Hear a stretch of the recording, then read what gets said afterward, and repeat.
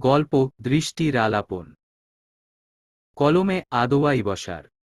অন্তিম পর্ব। দলীয় মিটিং শেষে নিজের জন্য বরাদ্দকৃত রুমে এসে বসেছে রক্তিম। সেক্রেটারি তৌফিকের এগিয়ে দেওয়া ঠান্ডা পানির গ্লাস এক নিঃশ্বাসে শেষ করে তারা দেয় আরও এক গ্লাস পানির জন্য।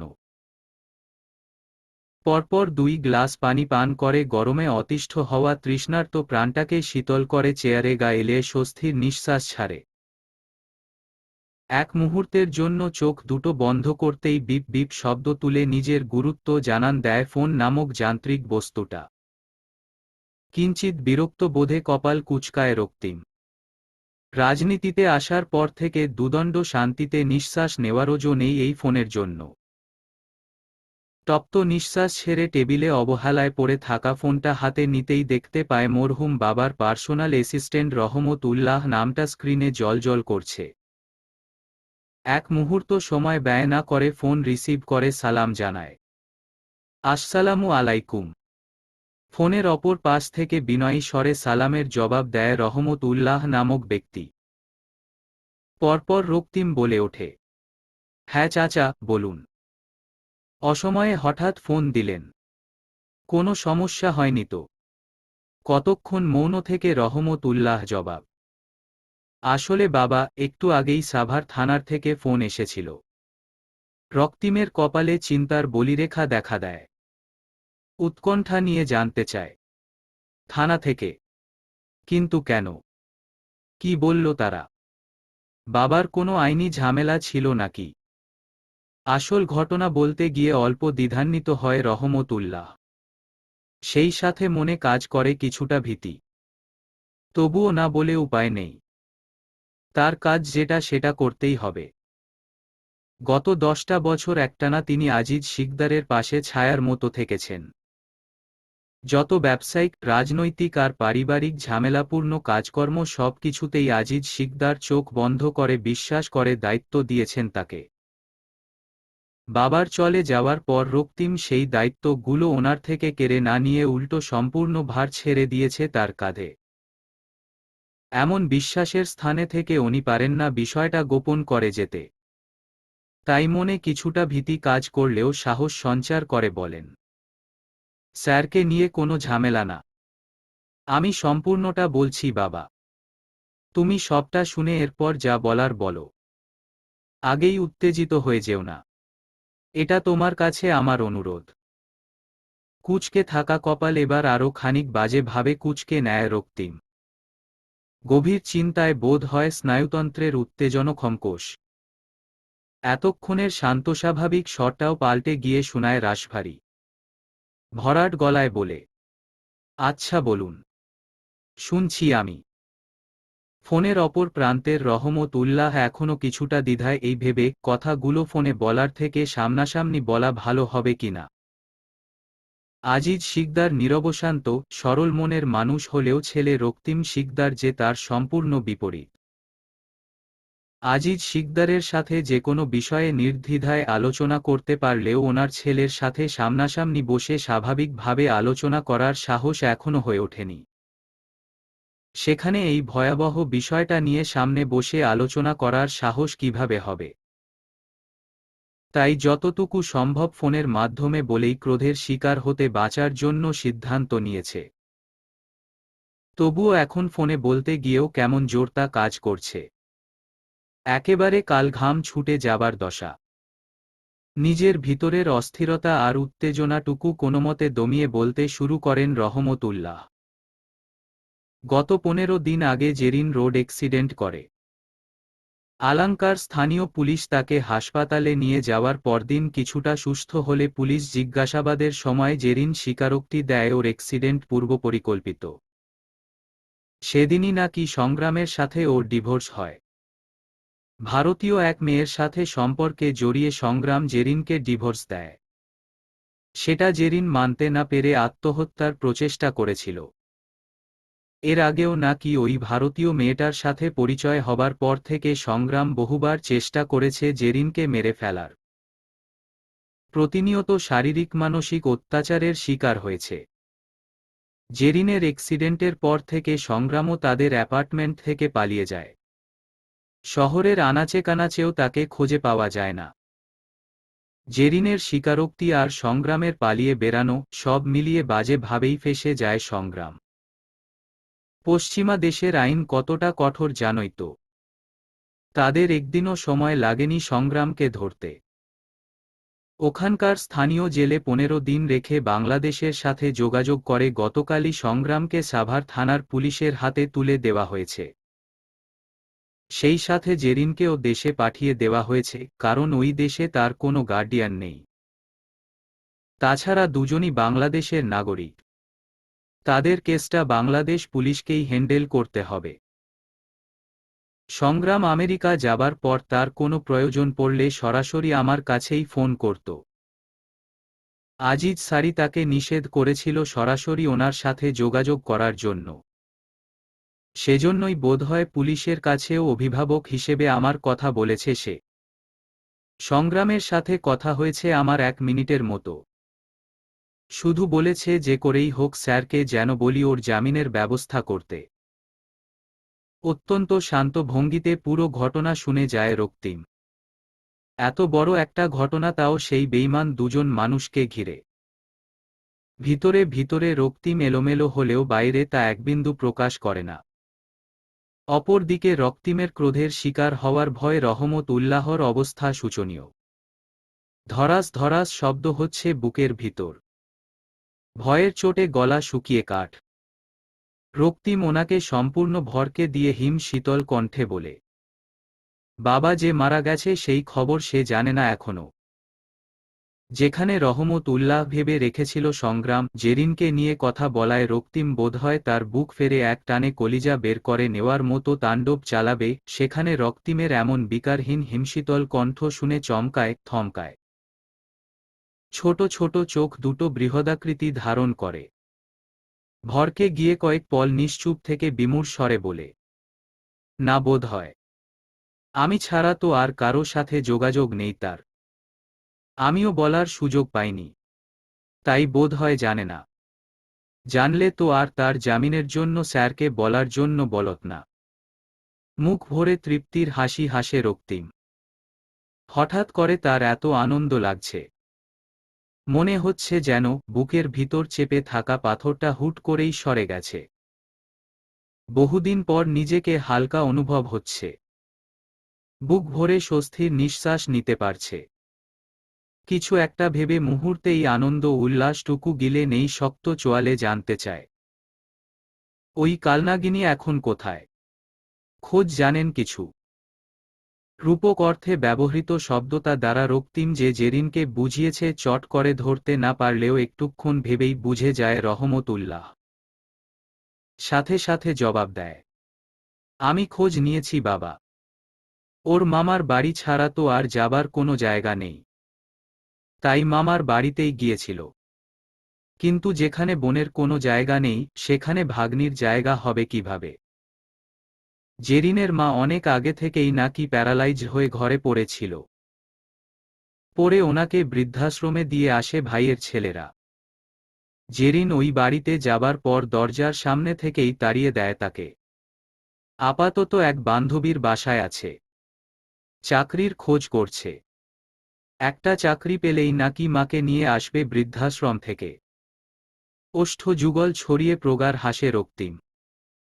উৎফুল্ল বদনে টেবিলে থাকা পেপার ওয়েট বৃত্তাকার ঘুরাতে ঘুরাতে বলে, একটা কথা জানেন কি চাচা? কি কথা বাবা? আবারও মুখ থেকে হাসি সরে গিয়ে চোয়াল শক্ত হয় রক্তিমের। ধীর কণ্ঠে বলে, পাপ কখনো বাপকেও ছাড়ে না। আমি অপাত্রে ভালোবাসা দান করে যেটুকু শাস্তি পাবার পেয়েছি। আমার বাবাও নিজের ভুলের মাসুল দিয়েছে শেষ বয়সে একাকিত্বের মর্মবেদনা সহ্য করে। তো ওরা কিভাবে পার পাবে? পাপের প্রায়শ্চিত্ত যেখানে শেষ, পাপীর বিনাশ সেখানেই শুরু। মানসিক কষ্টে জর্জরিত হয়েও আমার অবচেতন মন কখনো সৃষ্টিকর্তার প্রতি অসন্তুষ্ট হয়নি। আজ হয়তো আল্লাহ আমাকে সেই প্রতিদানই দিচ্ছেন। পুরোপুরি সন্তুষ্ট করেছেন আমাকে। পাপিষ্ঠগুলোর পরিণতি শুনিয়ে আমার যে কতটা উপকার করেছেন আপনি ভাষায় প্রকাশ করতে পারব না। আমার এতদিনের ধিকোধিক করে জ্বলা তুষের আগুন শীতল হয়েছে। ভাটা পড়েছে হৃদয়ে চরের সর্বগ্রাসীর জোয়ারে। পাপিষ্ঠের পরিণতি জানিয়ে আমার বুকের ভিতরটা শীতল করাই আপনার প্রতি আমি রক্তিম আজীবন কৃতজ্ঞ থাকব। হতবিহ্বল রহমতুল্লাহ। যে উন্মাদের উন্মাদনার ভয়ে বুকে তার এত কাঁপাকাঁপি, সেই উন্মাদ আজ এত সাধু। বিষয়টা এমন হয়ে গেল না যে হুট করেই ধাউ ধাউ করে জ্বলা আগুন পানিতে রূপ নিয়েছে। এ কি আদৌ সম্ভব? বিশ্বাস করতে কষ্ট হচ্ছে রহমতুল্লাহর।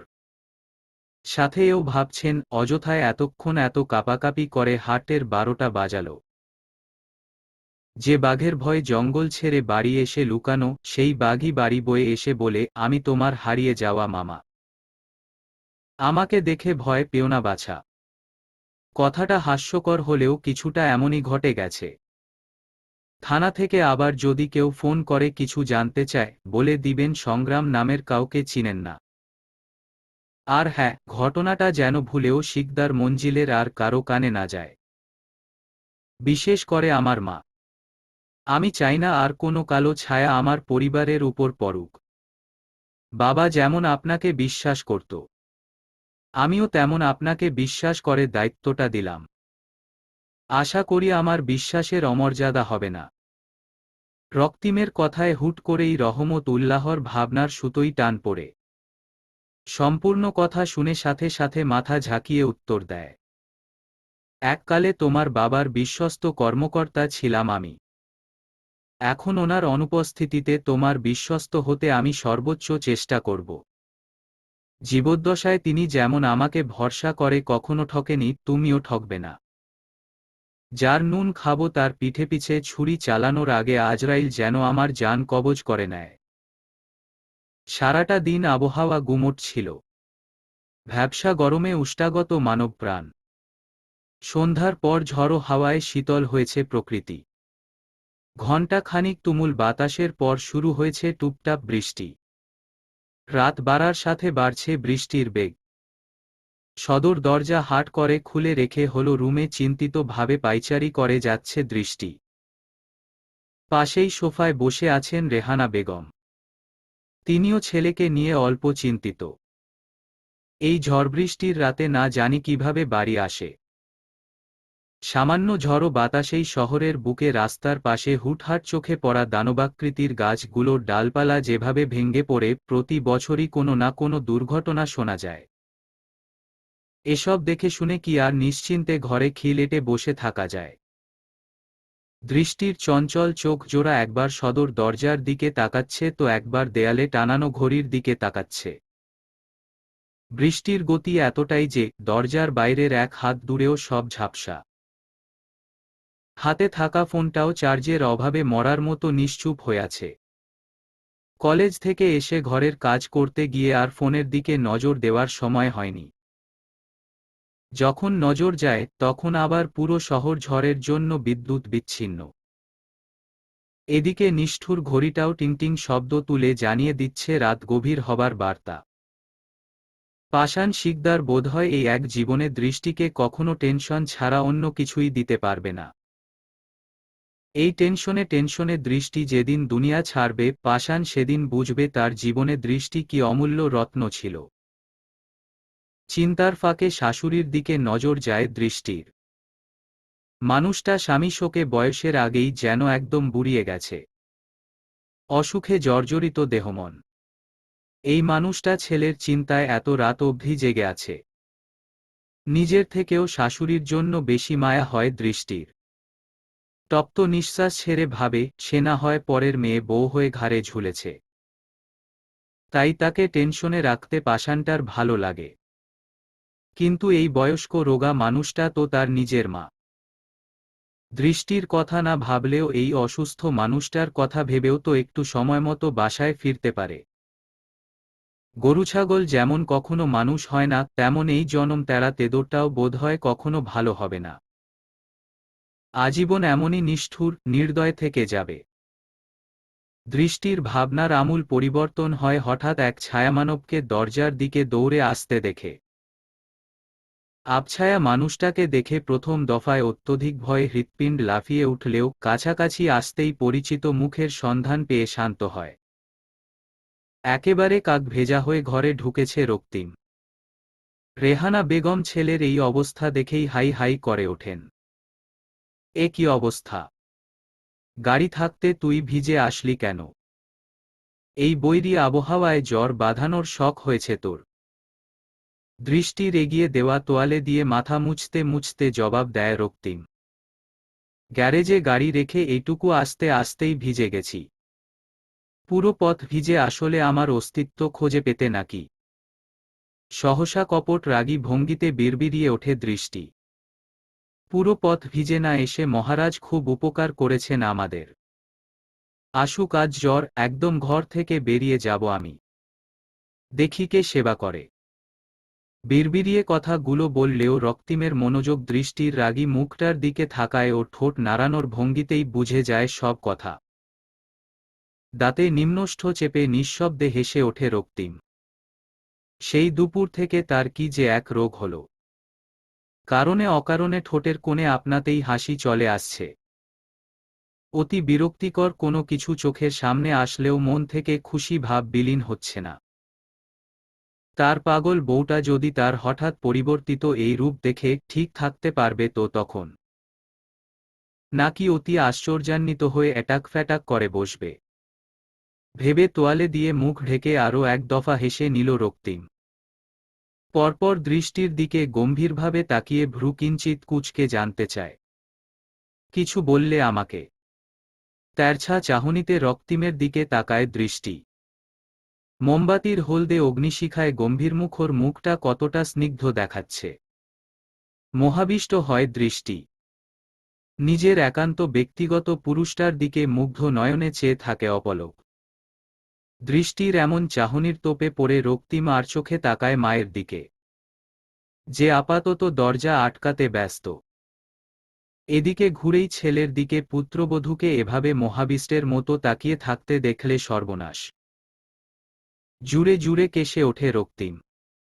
গলা খাকারি দিয়ে সিঁড়ির দিকে যেতে যেতে বলে, দ্রুত খাবার দাও, আমি চেঞ্জ করে আসছি। হুঁশ ফিরে দৃষ্টির। একটু আগের কথা স্মরণ হতেই লজ্জায় রক্তিম আভা ছড়িয়ে পড়ে গাল জুড়ে। ঝুঁকে যায় শিরদাঁড়া। যেন লজ্জাবতী কোনো মানবের ছোঁয়ায় লজ্জায় মিশে গেছে মাটির সাথে। বৃষ্টির বেগ কমার বদলে এখন পর্যন্ত বেড়েই যাচ্ছে। পুরো শহর অন্ধকারে নিমজ্জিত। মোমবাতির অল্প আলোয় খাবার পর্ব চুকিয়ে ডাইনিং, রান্নাঘর সব গুছিয়ে রুমে এসেছে দৃষ্টি। রক্তিম অনেক আগে এসেই কাঁথা মুড়ি দিয়ে নাকমুখ ডেকে শুয়ে পড়েছে। এইটুকু সময়ের মাঝেই জ্বরের কবলে শরীর উত্তপ্ত। পাতলা এক কাঁথায় শীত নিবারণ করা দুষ্কর হয়ে পড়েছে। রুমে দৃষ্টির আভাস পেয়ে আদেশ ছুড়ে দেয়, আলমারি থেকে পাতলা কম্বলটা বের করে দাও। হাতে চিরুনি নিয়ে সবেই চুলগুলো আঁচড়ে বিনুনি করতে নিয়েছিল দৃষ্টি। এর মাঝেই রক্তিমের আদেশ পেয়ে ভ্রু কাঁচকে নেয়। মুখের আদলে ফুটে ওঠে বিরক্তির রেশ। এখন কম্বল লাগে কেন? বীর পুরুষ না? বীরত্ব দেখিয়ে তো খুব চলে এসেছিল ভিজেপুরে। দিনরাত 24 ঘন্টা কিভাবে আমাকে জ্বালিয়ে মারবে সেই ফন্দি। আল্লাহ মনে হয় আমার কপাল থেকে স্বস্তির নিঃশ্বাস ফেলার রেখা মুছে দিছে।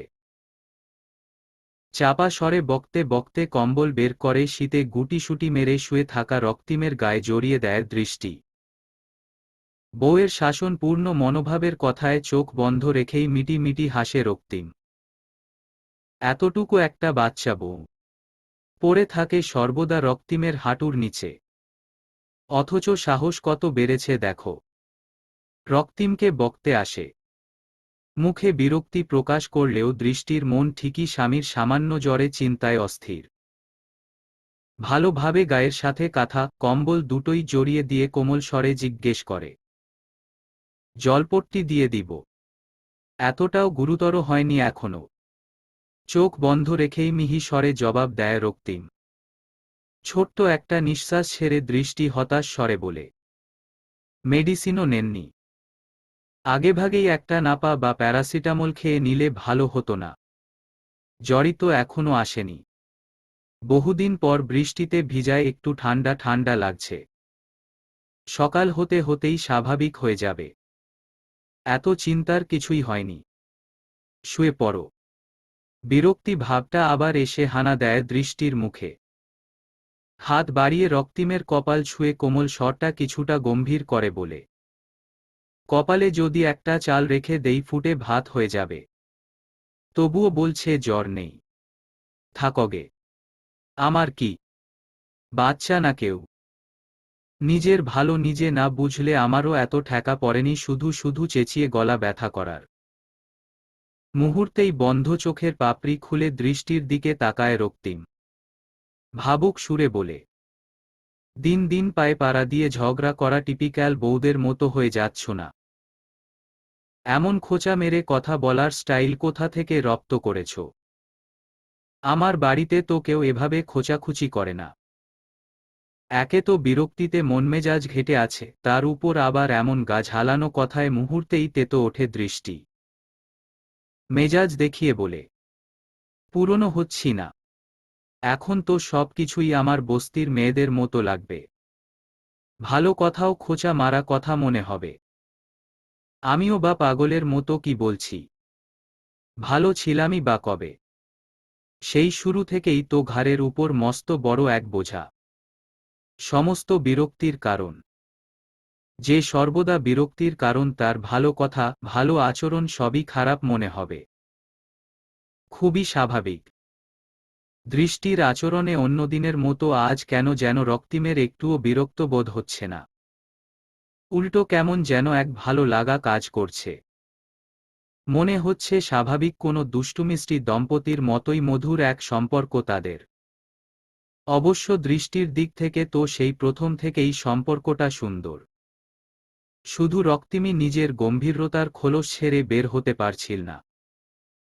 জৈবিক তাড়নায় অর্ধাঙ্গীকে কাছে টেনে নিলেও তাকে ঘিরে মায়ার জাল তৈরি হলেও কেমন যেন সুতো ছেঁড়া ভাব ছিল। সেই ভাবনায় বোধহয় এবার পরিহার করার সময় এসেছে। মুহূর্ত এসেছে খুব কাছ থেকে দুটো মন একে অপরকে অনুভব করার। ঠোঁটের কোণে মিটি মিটি হাসি ধরে রেখেই আবারও চোখ দুটো বন্ধ করে নেয় রক্তিম। জেগে ওঠে এতদিন দমিয়ে রাখা ভিতরের দুষ্টু সত্তাটা। ফাজলামি স্বরে বলে, আমার কপালে একটা চাল রেখে ভাত ফোটানোর ভাবনা রেখে নিজের মাথায় এক হাঁড়ি চাল রেখে দাও। দেখবে ঘরের সবার এক বেলা খাবারের ভাত হয়ে যাবে। কিছুটা গ্যাস বিলও কমে যাবে। কথা শেষ করে অসল ভঙ্গিতে অর্ধশোয়া হয়ে বসে আবারও রগর করে বলে ওঠে, এত ঘন ঘন মুড সুইং হচ্ছে কেন তোমার বলো তো? কোনো খুশির খবরটবর আছে নাকি? না মানে, নাটক সিনেমায় তো এমনটাই দেখায়, বউরা প্রেগনেন্ট হলে এভাবে হুটহাট মুড সুইং হয় তাদের।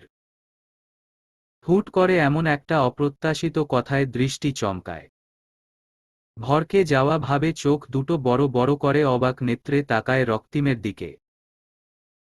বিস্ময়াবিষ্ট হয়ে অপলক তাকিয়েই থাকে চোখে মুখে চাপা দুষ্টুমির আভাস নিয়ে বিছানায় আধশোয়া হয়ে থাকা রক্তিমের দিকে। পরিচিত মানুষটার একদম অপরিচিত আচরণে মুখের ভাষা হারায়। নিরেট মস্তিষ্কে শুধু ফ্যালফ্যাল করে তাকিয়ে দেখে যায় অতি পরিচিত চির গম্ভীর স্বভাবের মানুষটার বদলে যাওয়া রূপ। অবচেতন মন ভেবে পায় না এটা কি তার স্বপ্ন না বাস্তব। সকালেও তো মানুষটা তার চিরায়ত স্বভাব অনুযায়ী গম্ভীরতার খোলসে আবৃত ছিল। হঠাৎ এই আমূল পরিবর্তন কিভাবে সম্ভব? উহু, এটা সত্য হতে পারে না। এ নিশ্চয়ই দৃষ্টির দেখার ভুল, শোনার ভুল। দৃষ্টিকে এমন বিহ্বল হয়ে তার দিকে তাকিয়ে থাকতে দেখে ঠোঁট কামড়ে হাসে রক্তিম। ফিচেল স্বরে ভ্রু নাচিয়ে আবারও বলে ওঠে, এভাবে মূর্তির মতো দাঁড়িয়ে আছো কেন? রাত কয়টা বাজে খেয়াল আছে? ঘুমাতে আসো। পাল্টা কোনো জবাব দিতে পারে না দৃষ্টি। পিছন ঘুরে ফাঁকা মস্তিষ্কে এগিয়ে যায় ড্রেসিং টেবিলের কাছে। সম্পূর্ণ চুলে বিনুনি করে শেষ প্রান্ত বাঁধার জন্য রাবার ব্যান্ড নিতে গিয়ে আবিষ্কার করে টেবিলের এক পাশে ছোট্ট এক প্যাকেট পড়ে আছে। যার পুরোটা ভিজে নাজেহাল অবস্থা। ভাবুক নয়নে সেদিকে তাকিয়ে চুল বেঁধে হাতে তুলে নেয় প্যাকেটটা। ভাবে, এখানে তো বৃষ্টির ছটা আসার কথা না। তবে এটা ভিজল কিভাবে? আর এটা রাখলই বা কে? সে তো কিছু কিনে আনেনি। সমস্ত ভাবনা চিন্তা একপাশে রেখে প্যাকেট খুলে ভিতরের জিনিসটা বের করতেই আরও এক দফা চমকায় দৃষ্টি। বিমূঢ় হয়ে তাকিয়ে থাকে প্যাকেট থেকে বেরিয়ে আসা তাজা বেলি ফুলের মালার দিকে। অত্যধিক বিস্ময় পুনরায় মায়াবী চোখ দুটো বৃহদাকৃতি ধারণ করে। অল্প অল্প করে ঠোঁটের কোণে উঁকি দেয় মুক্ত ঝরা হাসি। অপ্রত্যাশিত এই ক্ষুদ্র অথচ অতিশয় সুখ অনুভূতির যোগান দেওয়া উপহারে হুট করেই যেন দমকা হাওয়া এসে ছুঁয়ে দেয় মন জমিন। ভালো লাগার আবেশে ছেয়ে যায় অন্তকোণ। ঠোঁটে প্রাপ্তির হাসি ধরে রেখেই দৃষ্টি ঘুরে তাকায় রক্তিমের দিকে। মনের আনন্দটুকু বহুকষ্টে দমিয়ে রেখে বারান্দার দরজার কাছে এগিয়ে যায়। ঘুটঘুটে অন্ধকারে নিমজ্জিত আকাশ পানে তাকিয়ে মিছেমিছি কিছু একটা খোঁজার প্রয়াস চালায়। সেদিকে তাকিয়ে রক্তিম ভ্রুদয় কিঞ্চিৎ কুঁচকে জানতে চায়, এই অন্ধকারে ওইদিকে কি দেখো? দেখছি আর বোঝার চেষ্টা করছি চাঁদ আজকে কোন দিক দিয়ে উঠেছে। ঠোঁট কামড়ে হাসি সংবরণ করে ভাবুক স্বরে জবাব দেয় দৃষ্টি। এমন জবাবে হালকা কুঁচকে রাখা ভ্রুদয় এবার বাজে ভাবে কুঁচকে নেয় রক্তিম। কিছু বলতে উদ্যত হয়, ঠিক তখনই দেখতে পায় দৃষ্টির হাতে থাকা বেলি ফুলের মালাটা। সাথে সাথে জিভের ডগায় থাকা কথাটা হজম করে নেয়। চোরা হেসে জবাব দেয়, চাঁদের অস্তিত্ব আজ মেঘের আড়ালে ডেকে গেছে, দেখতে পাচ্ছ না? তাছাড়া প্রতিদিন যেদিক দিয়ে উঠে আজকেও তো সেদিকেই উঠবে। তড়িৎ ছুটে এসে রক্তিমের পাশে বসে পড়ে দৃষ্টি। উৎফুল্ল হেসে বলে ওঠে, এমনটা হলে তো আপনার স্বভাবের এত পরিবর্তন হবার কথা না। চাঁদ যদি তার নিয়ম অনুযায়ী একই দিক থেকে উদিত হয়, তবে আপনি কিভাবে নিজের স্বরূপ পরিবর্তন করলেন? দৃষ্টির এমন প্রশ্নে রক্তিম নিজেও হেসে ওঠে। জবাব দেয়, চাঁদ একটি উপগ্রহ, আর আমি হলাম সৃষ্টির সেরা জীব মানুষ। মানুষের সাথে চাঁদের তুলনা চলে নাকি? মানুষ মাত্রই পরিবর্তনশীল। কিন্তু গ্রহ, উপগ্রহ তো তাদের নিয়মের বাইরে চলবে না। তাহলে কবিসাহিত্যিক বা প্রেমিকরা তাদের ব্যক্তিগত নারীদের চাঁদের সাথে তুলনা করে কেন? অপ্রসন্ন ভঙ্গিতে জানতে চায় দৃষ্টি। রক্তিম আবারও হাসে, যা দেখে দৃষ্টি অপ্রসন্নতা ভুলে ফের চমকায়। হলো কি আজকে পাষাণটার? কারণে অকারণে এমন হাসছে কেন? বিষয়টা একদম হজম হচ্ছে না দৃষ্টির। কেমন যেন খটকা লাগছে। সন্দিগ্ধ নজরে তাকিয়ে যেই এই ব্যাপারে প্রশ্ন করতে যাবে অমনি রক্তিম প্রফুল্লচিত্তে প্রত্যুত্তর করে দৃষ্টির প্রশ্নের, সেটা তো একটা উপমা মাত্র। পুরুষেরা তার ব্যক্তিগত নারীর সৌন্দর্যে মুগ্ধ হয়ে তার বহিঃপ্রকাশ ঘটায় চাঁদের সাথে তুলনা করে। কিন্তু আমার কি মনে হয় জানো? ব্যক্তিগত নারীর সৌন্দর্যে মুগ্ধ হয়ে ওইসব চাঁদ তারার সাথে তুলনা করে পুরুষ নিজেদের নির্বোধ পরিচয় দেয়। প্রকৃতপক্ষে বোধজ্ঞান সম্পন্ন পুরুষ কখনো ওইসব অযাচিত ভাবনা ভাবতে পারে না। কারণ কারো সৌন্দর্য কখনো অন্য কারো সাথে তুলনা করা যায় না। আল্লাহ তার প্রতিটা সৃষ্টিকে নিজ নিজ জায়গা থেকে ভিন্ন ভিন্ন সৌন্দর্য দিয়ে সৃষ্টি করেছে। তোমার মাঝে যেটুকু সৌন্দর্য আল্লাহ দান করেছে তা কি ওই চাঁদকে দিয়েছে? অথবা ওই চাঁদের মাঝে যেটুকু সৌন্দর্য আছে সেটুকু তোমার মাঝে নেই? সত্যিকার অর্থে তো চাঁদের কোনো আলয় নেই। সূর্য তাকে যেটুকু আলো ধার দেয় সেটুকুতেই সে নিজেকে সুন্দর হিসেবে প্রকাশ করে। তার মাঝে ধারকৃত ওই আলোটুকু না থাকলে তো আমরা তাকে মস্ত বড় আকাশের বুকে খুঁজেই পেতাম না। তবে কেন শুধু শুধু আমি আমার ব্যক্তিগত নারীর সৌন্দর্য ওই পরনির্ভরশীল চাঁদের সাথে তুলনা করব? যে আমার ভুবনহিনী, তার সাথে অন্য কারো তুলনা হবে কিভাবে? আমার ব্যক্তিগত নারীর মাঝে আমি যেটুকু সৌন্দর্য খুঁজে পেয়েছি সেটুকু অন্য কোনো মানব, প্রাণী বা বস্তুর মাঝে খুঁজে পাইনি দেখেই, শুধু তাকে দেখেই আমার চোখ মুগ্ধ হয়। মনে প্রশান্তি বয়ে যায়।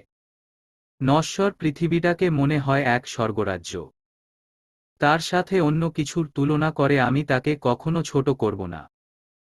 মোহাচ্ছন্ন দৃষ্টিকে তাকিয়ে থেকে রক্তিমের প্রতিটা কথা শুনে যায় দৃষ্টি। শেষোক্ত কথাগুলো তাকে উদ্দেশ্য করে বলেছে কিনা সেটা বুঝতে না পারলেও কেমন যেন এক শিরশিরে অনুভূতি বয়ে শরীর জুড়ে। এক মুঠো লজ্জা এসে রাঙিয়ে দেয় মুখাবয়ব। পলকেই প্রিয় পুরুষের জন্য মনে নতুন উদ্যমে ভালোবাসার জন্ম নেয়। আর চোখে চেয়ে দেখতে পায় রক্তিম নিবিড় নয়নে অপলকে তাকিয়ে আছে তার দিকেই। যে দৃষ্টির কবলে পড়ে হঠাৎ করেই মুচড়ে ওঠে বুকের ভিতর। অজানা এক ভয়ঙ্কর শিহরণে হৃৎপিণ্ড ধুকপুক শব্দ তুলে। অসহনীয় সুখ অনুভূতির পীড়ায় পৃষ্ঠ হয়ে তড়িৎ উঠে যায় দৃষ্টি। পিছন ঘুরে বুকে হাত দিয়ে বোঝার চেষ্টা করে হৃৎপিণ্ডের অবাধ গতিবিধি। বড় বড় দুটো নিঃশ্বাস ছেড়ে নিজেকে শান্ত করার প্রয়াস চালিয়ে নিভু নিভু জ্বলা মোমবাতিটা নিভিয়ে ক্রস্থ পায়ে পুনরায় বিছানায় এসে শোয়ার জন্য বালিশ ঠিক করতে করতে ব্যঙ্গ করে বলে, পুরো দুনিয়ায় একমাত্র আপনিই বোধজ্ঞান সম্পন্ন পুরুষ, আর বাকি সবাই নির্বোধ। নিজের মতো করে জবাব দিয়েই অশান্ত মনে পাশ ফিরে শুয়ে পড়ে দৃষ্টি। তার ছটফটানি অনুভূতির দোদুল্যতা বুঝতে পেরে মাথা ঝুঁকিয়ে ঠোঁট কামড়ে হাসে রক্তিম।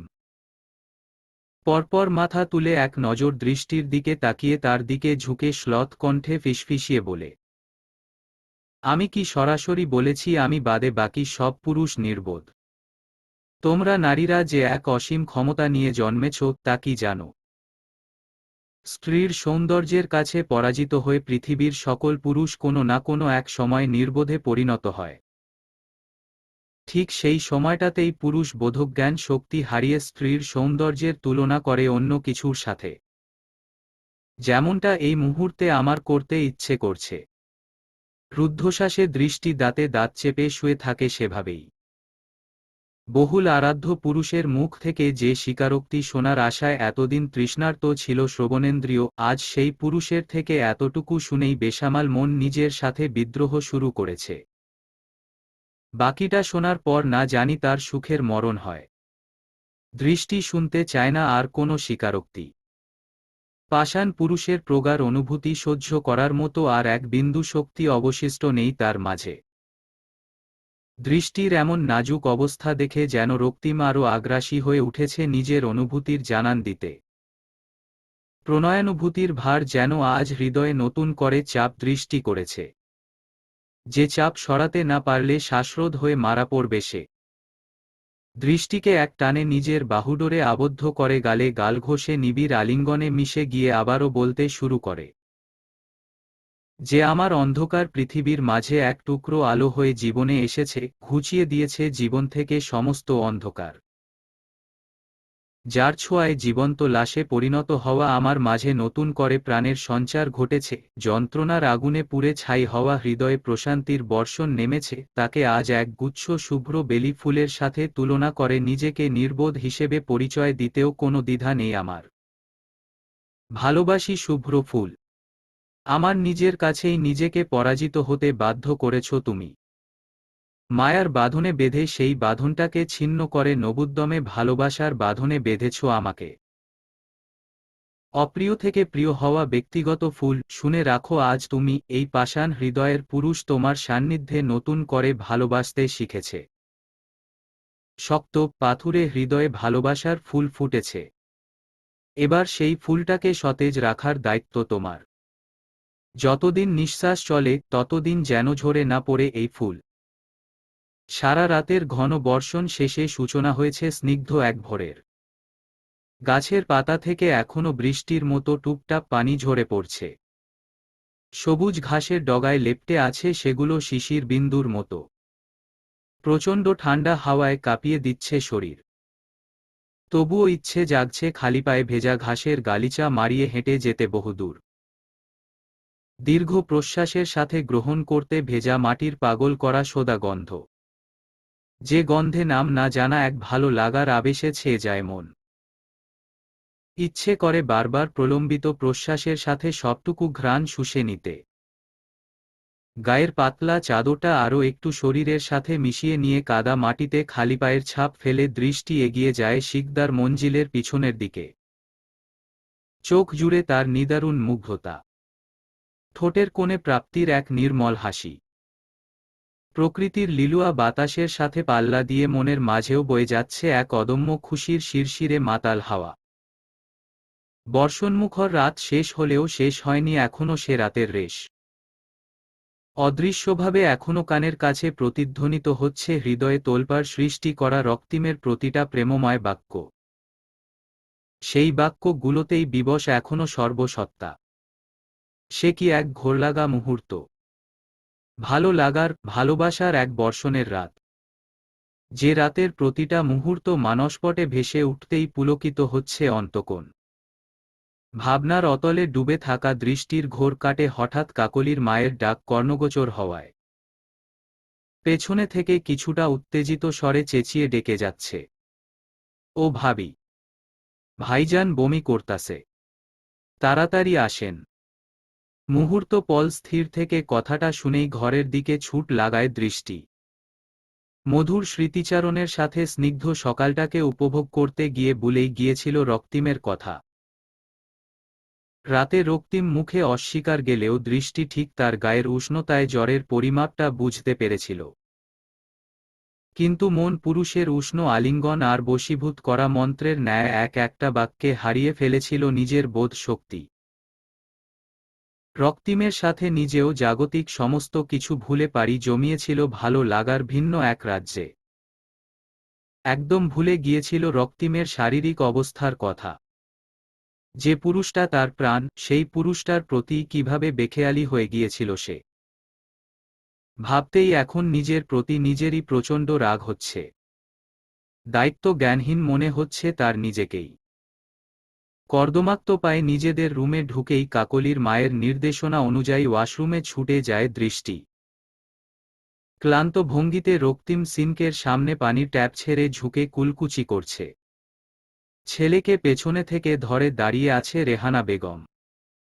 কাছাকাছি এগিয়ে গিয়ে অপরাধী মুখ করে দৃষ্টি বলে, কষ্ট হচ্ছে বেশি। পানির ট্যাপ বন্ধ করে দৃষ্টির দিকে ঘুরে তাকায় রক্তিম। শরীরটা কেমন ফুরবল হয়ে আসছে, মনে হচ্ছে এখনই বুঝি ব্যালেন্স হারিয়ে পড়ে যাবে। ফুরবল স্বরে দৃষ্টিকে কিছু বলতে যাবে তার আগেই রেহানা বেগম পুত্রবধূকে উদ্দেশ্য করে বলে ওঠেন, রাতে ওকে ঔষধ দাওনি? আমি তোমাকে আগেই বলেছিলাম না ওর জ্বর খুব খারাপ। অন্য কোনো অসুখ কাবু করতে না পারলেও এই জ্বর একদিনেই কাবু করে ফেলে। জন্মের পর থেকে যতবার জ্বর এলো প্রতিবার এভাবে বমিটমি করে একাকার করেছে। 10-15 দিন না ভোগে কখনো সুস্থ হয় না। দৃষ্টি শাশুড়িকে কি জবাব দিবে এখন?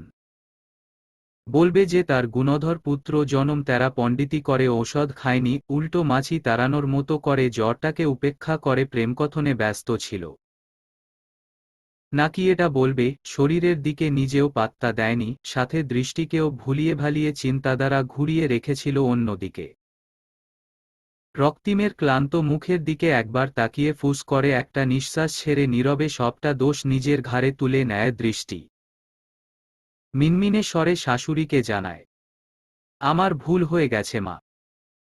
আসলে আমি বুঝতে পারিনি এক রাতেই এতটা নাজুক হয়ে যাবে। ভেবেছিলাম সকালে জ্বর না সারলে তখন একটা ট্যাবলেট খাইয়ে দিব। বলাবাহুল্য দৃষ্টির প্রতি রেহানা বেগমের অল্পস্বল্প অভিমান সৃষ্টি হয়েছে। এতদিনের দেখে আসা সংসারের প্রতি দৃষ্টির দায়িত্ব পালনের পরিধি দেখে ভেবেছিল ছেলের সামান্য অসুখেও সে যথেষ্ট যত্নশীল হবে। সেই ভান্নাতেই রাত থেকে নিজেও আর ছেলের ঘরমুখ হয়নি। কিন্তু সকাল হতেই ছেলের এমন বেহাল দশা দেখে না চাইতেও দৃষ্টির প্রতি চাপা একটা রাগের আভাস পাচ্ছে নিজের মাঝে। তবুও আর কোনো প্রত্যুত্তর করেনি। মায়ের মনের অবস্থা বুঝতে পেরে রক্তিম মুখ খুলে, আমি ঠিক আছি মা। বমিটা হয়ে এখন আরও ভালো লাগছে। এতক্ষণ ভিতরে পাক খাচ্ছিল। তাছাড়া রাতে সে ট্যাবলেট বের করে দিলেও আমি খাইনি। আর চোখে একবার শাশুড়ির রুষ্ট মুখের দিকে তাকিয়ে থেকে নজর লুটিয়ে নেয় দৃষ্টি। শাশুড়ির এমন কাট কাট ভাবটা যেন তার অপরাধবোধের মাত্রাটা আরও এক ধাপ বাড়িয়ে দিচ্ছে। স্বামীর প্রতি অবহেলা, অযত্নের দায়ে হীনন্যতায় ভুগছে নিজ মনেই। দৃষ্টির যেখানে কিছুটা হেয়ালিপনা ছিল, সেখানে শাশুড়ির হঠাৎ এমন কঠোর রূপ দেখাটা স্বাভাবিক। কথাটা ভেবে সে নিজেও আর কোনো প্রত্যুত্তর না করে দাঁড়িয়ে থাকে চুপচাপ। পরিস্থিতি সামলাতে রক্তিম নিজেই আবারও বলে উঠে, খিদে পেয়েছে আমার, কিছু খেতে দাও। রক্তিমের কথায় সচকিত হয় দৃষ্টি। রক্তিমকে কিছুটা সাপোর্ট দিয়ে রুমে নিয়ে এসে বিছানার দিকে তাকাতেই নজরে পড়ে চাদরটা নষ্ট হয়ে গেছে। বমির বেগ সামলাতে না পেরে বিছানা কিছুটা নষ্ট করে ফেলেছে রক্তিম। মেঝেও নোংরা হয়ে আছে। এক পলক রক্তিমের দিকে তাকিয়ে দৃষ্টি ঝটপট চাদর পাল্টে নতুন এক চাদর বিছিয়ে দিয়ে পুনরায় বাথরুমে ছুটে যায়। বালতি ভরে পানি এনে তড়িৎ মেঝে পরিষ্কার করে ছুটে রান্নাঘরের দিকে। কয়েক মিনিটের মাথায় এক বাটি স্যুপ নিয়ে চঞ্চল পায়ে রুমে ঢুকে আবারও।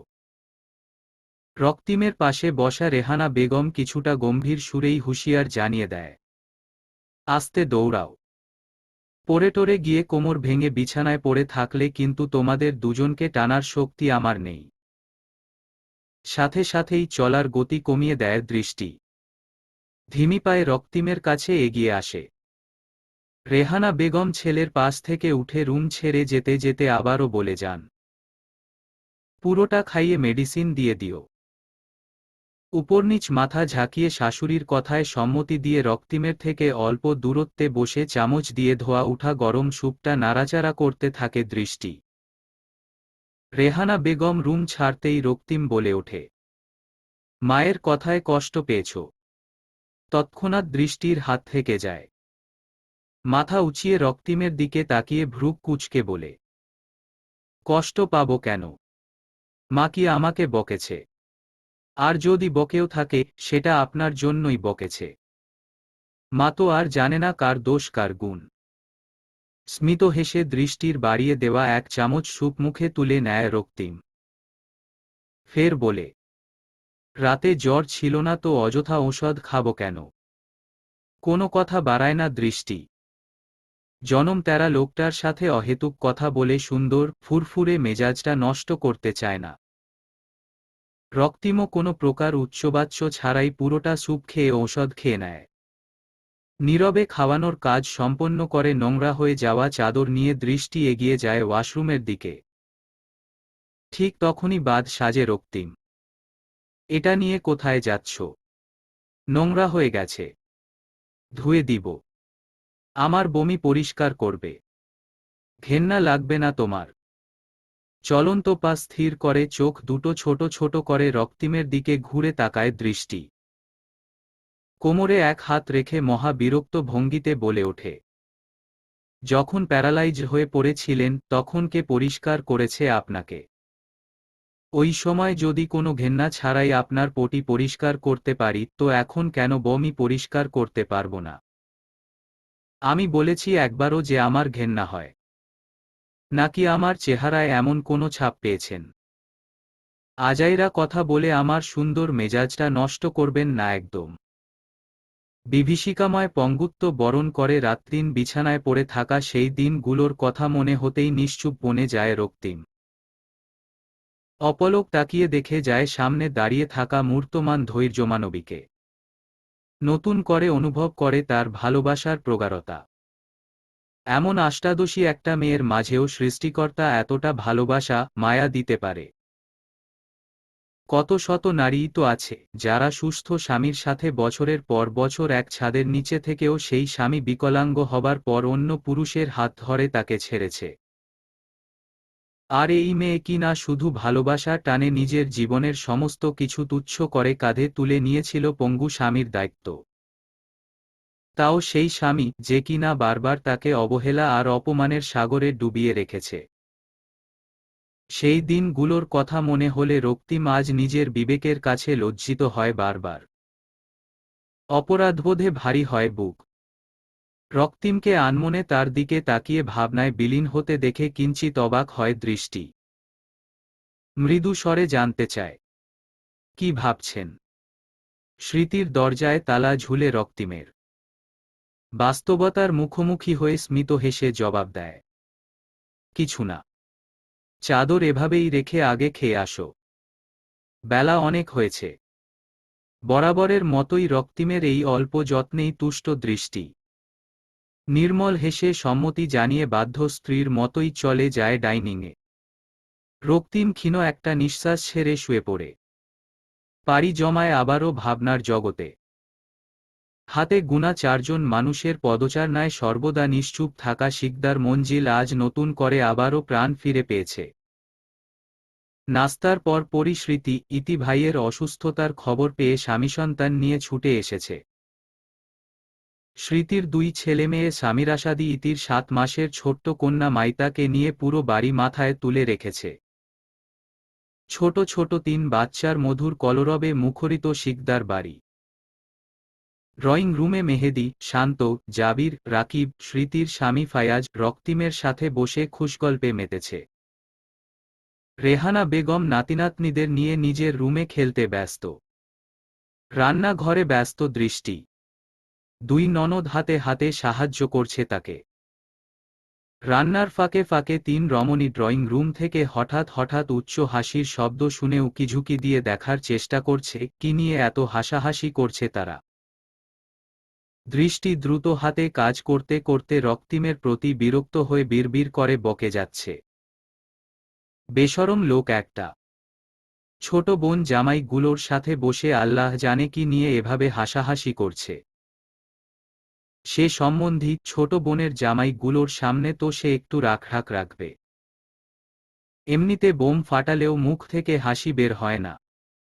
আর আজ দিন দিন আক্কেল জ্ঞান সব মনে হয় হাঁটুর নিচে যাচ্ছে। দৃষ্টির অস্পষ্ট বিরবিরানি কথা কিছুটা শুনতে পেয়ে মুখ চেপে হাসে ইতি। সহাস্যে বলে, ভাবি, আমার ভাইয়ের বোন জামাই হবার আগেই ওরা একে অপরের প্রাণের বন্ধু। বন্ধুত্বে কোনো বাধা দ্বিধা থাকে না। এটা কি ভুলে গেছ? কড়াইয়ে ভাজি করার জন্য একটা একটা মাছ ছাড়তে ছাড়তে দৃষ্টি কপাল কুঁচকে জবাব দেয়, মেহেদি ভাই না হয় তার বন্ধু, তাই তার সাথে এমন দাঁত কেলিয়ে হি হি হা হা করে হাসে। কিন্তু ফায়াজ ভাই, উনি তো আর তার বন্ধু না। ওনার সামনে তো অন্তত একটু সম্পর্ক বিবেচনা করে কথাবার্তা বলবে নাকি? এবার জবাবটা স্মৃতিই দিয়ে দেয়, ফায়াজ নিজেই তো লাগামছাড়া মানুষ। ভাইয়া ওর সামনে কথাবার্তা মেপে মেপে বললেও ও ঠিকই বেফাঁস কথা বলতে দ্বিধা করবে না। এমন এমন কথা বলবে, না হাসিয়ে ছাড়বে না। লজ্জাশ্রম আমার ভাইয়ের ঠিকই আছে, কিন্তু আমার আহাম্মক জামাইয়ের নাই। ওদের কথার মাঝপথেই হুট করে ইতির মেয়ে মাইতার গোগন ফাটানো চিৎকারে চমকে ওঠে সকলেই। হাতের কাজ ফেলেই দৌড় লাগায় কি হয়েছে দেখার জন্য। ড্রয়িং রুমে বসে থাকা ছেলেরাও ছুটে যায় তৎক্ষণাৎ। রেহানা বেগমের রুমে মেঝেতে বসে স্মৃতির ছেলেমেয়ে দুটো একটা আরেকটার চুল ধরে টানছে। এইটুকু বাচ্চা দুটোর শক্তির কাছে রেহানা বেগম একদম পেরে উঠছে না। কোনোভাবেই ছাড়াতে পারছে না একজনকে আরেকজনের থেকে। উল্টো ছাড়াতে গেলেই দুটোই দাঁত খিচিয়ে অধিক বল প্রয়োগ করে আঁকড়ে ধরছে একজন আরেকজনের চুল। তা দেখেই বিছানায় খেলনা গাড়ি নিয়ে বসে থাকা মাইতা ভয় পেয়ে চিৎকার করে কেঁদে যাচ্ছে। বাচ্চাদের এমন পরিস্থিতি দেখে ভরকে যায় প্রত্যেকেই।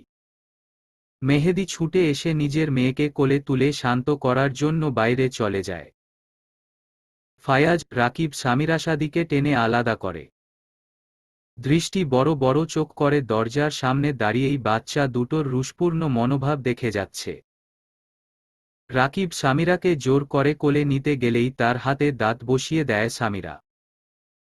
তৎক্ষণাৎ তীব্র ব্যথায় কোকিয়ে উঠে সামিরাকে ছেড়ে দেয় রাকিব। তড়িৎ রুম থেকে ছুটে পালায় সামিরা। ঘটনার আকস্মিকতায় বিমূঢ় উপস্থিত প্রত্যেকে। হাত ঝাড়তে ঝাড়তে রাকিব চোখমুখ কুঁচকে বলে, এতটুকু একটা বাচ্চা মেয়ের দাঁতের কি শক্তি রে ভাই! বিচ্ছুর দল! নিজের ছেলেমেয়েকে নিয়ে এমন বাক্য শুনে কিছুটা থমথম খেয়ে যায় স্মৃতি। কটমট দৃষ্টিতে ফায়াজের দিকে তাকিয়ে রুষ্ট ভাবে বলে, শুধু তোমার জন্য আজ আমার বাচ্চা দুটোর এমন পরিণতি। ওদের আদরে আদরে এরকম বাদর বানানোর জন্য দায়ী একমাত্র তুমি। এখন তো খুব আনন্দ লাগে বাচ্চাদের এরকম আচরণে।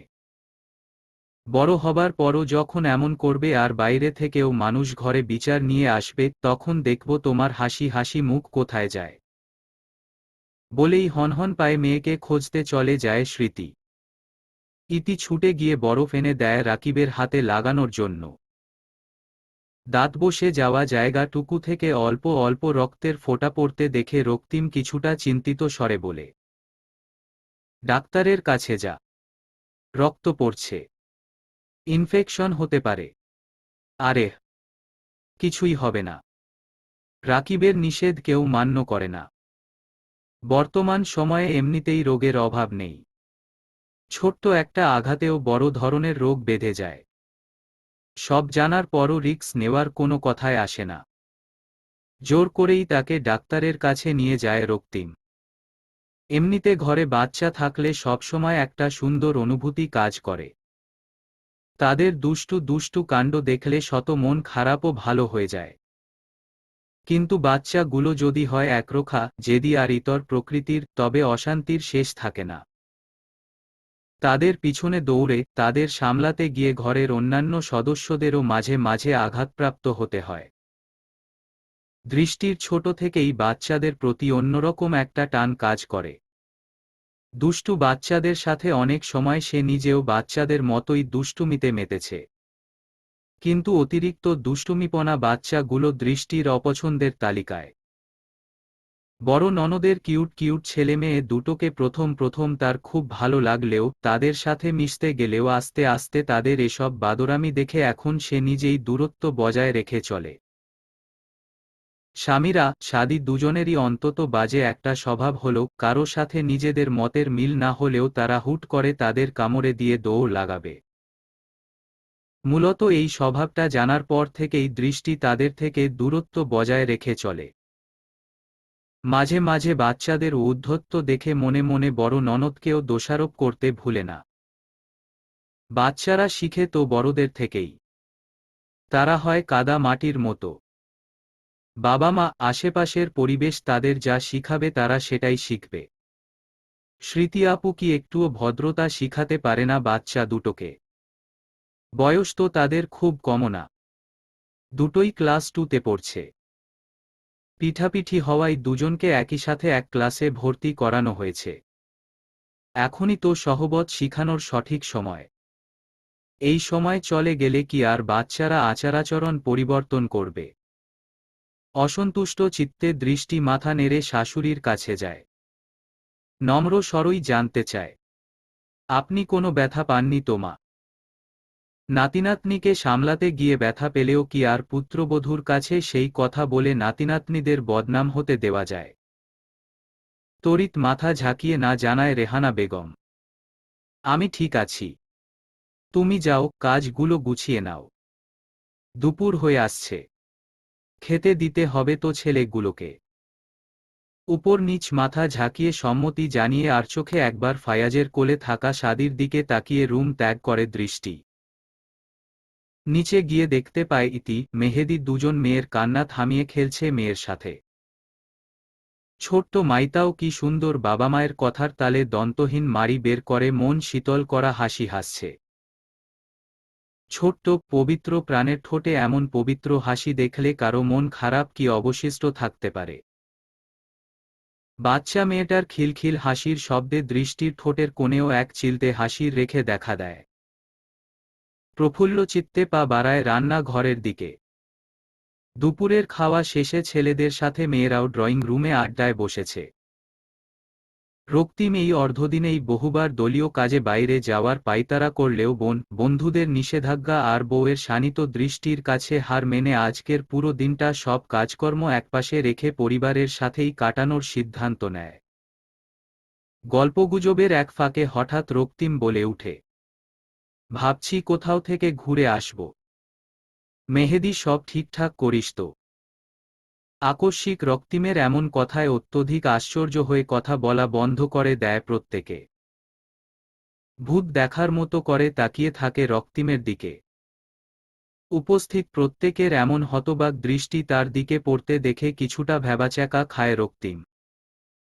একটু নড়েচড়ে বসে কিঞ্চিৎ ভ্রু কুঁচকে জানতে চায়, হোয়াট? তোরা এভাবে তাকিয়ে আছিস কেন আমার দিকে?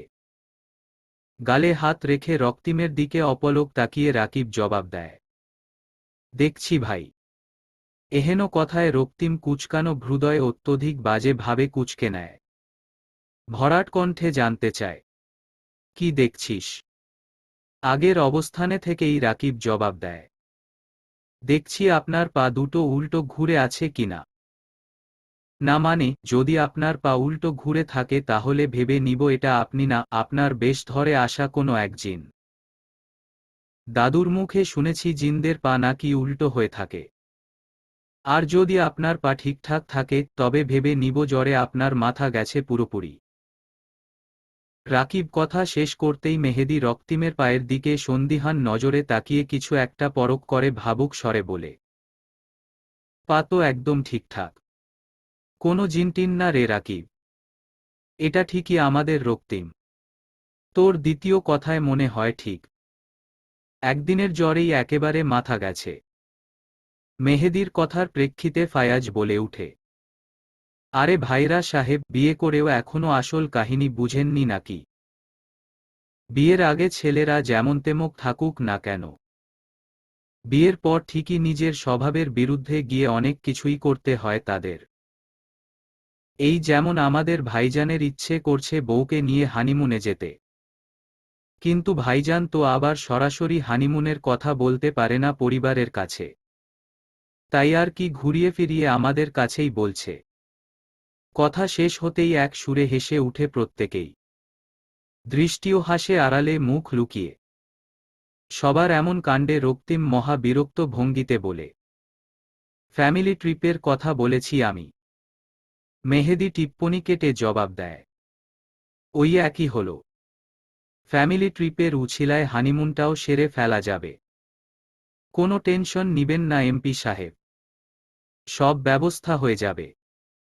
আপনি শুধু নিজের মহা মূল্যবান সময়ের থেকে হানিমুনের জন্য কিছুটা সময় বের করে নিন।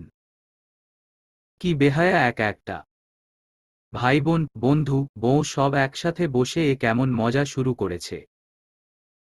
দৃষ্টি আগে ভাবত আর যায় হোক মেহেদী অন্তত একটু লাজুক প্রকৃতির হবে।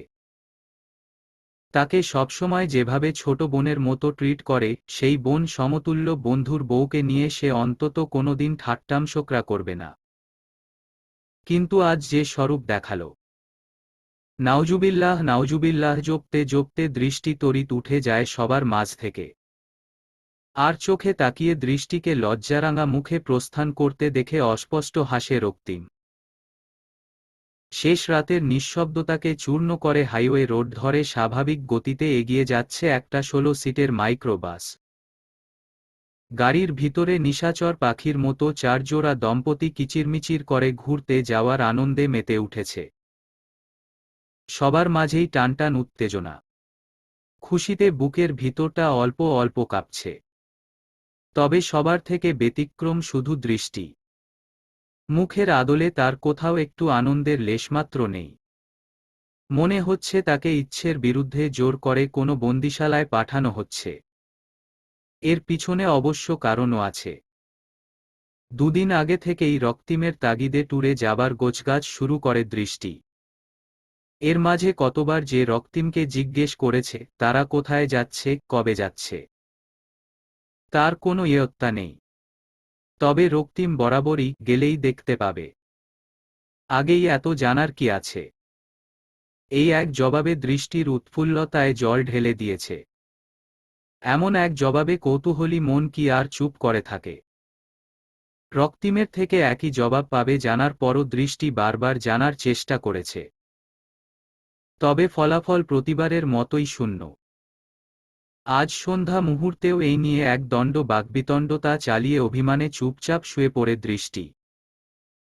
রক্তিম বউয়ের অভিমানী মুখটা দেখেও না দেখার ভান করে এড়িয়ে যায়।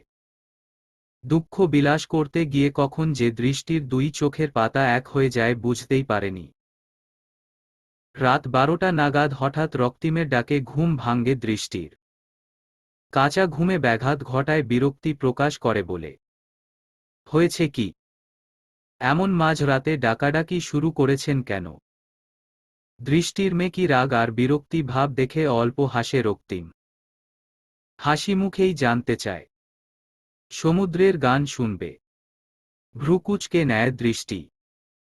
রক্তিমের দিকে কতক্ষণ তাকিয়ে থেকে পায়ের কাছে পড়ে থাকা চাদরটা গায়ে ভালোভাবে জড়িয়ে নিতে নিতে বলে, সরকার বুঝি আপনার কাজে খুশি হয়ে বাড়ির সামনে একটা সমুদ্র উপহার দিয়েছে, এখন সেখানেই গান শুনতে যাবেন? উহু, সাগরকন্যার দর্শনে গিয়ে খুব কাছ থেকে তার গান শুনব। হাতে সময় নেই, আধা ঘন্টার মাঝে পুরো রেডি হবে। ওঠে পড়ো কুইক। রক্তিমের কথাতেই স্পষ্ট বোঝা যায় কিছুক্ষণের মাঝেই তারা রওনা দিবে এতদিন পর্যন্ত লুকিয়ে চুরিয়ে প্ল্যান করা সেই কাঙ্ক্ষিত স্থানে। শোয়া থেকে ঝট করেই উঠে বসে দৃষ্টি, চোখ দুটোতে বিস্ময় নিয়ে বলে, ঘুম থেকে এভাবে হুট করে ডেকে তুলে কেউ বেড়াতে যাবার কথা বলে কাউকে? পূর্ব প্রস্তুতি বলেও তো কিছু থাকে। দৃষ্টিকে তারা দিয়ে রক্তিম গুছিয়ে রাখা লাগেজটা চেক করে দেখে নিচ্ছিল সব ঠিকঠাক আছে কিনা। নিজের কাজে ব্যস্ত থেকেই রক্তিম জবাব দেয়, গত এক সপ্তাহ যাবৎ গোছগাছ করেও এখন বলছো পূর্ব প্রস্তুতি নেই। তোমরা মেয়েরা আসলেই জিনিয়াস, একদম বাঁধিয়ে রাখার মতো জিনিয়াস। কোথাও যাবার হলেই বোঝা যায় তোমাদের কাছে সময় কতটা মূল্যহীন। এমন ঠেসপূর্ণ কথায় দৃষ্টি কিছু বলতে যাবে তার আগেই রক্তিম হাত উঁচিয়ে থামিয়ে দেয় তাকে।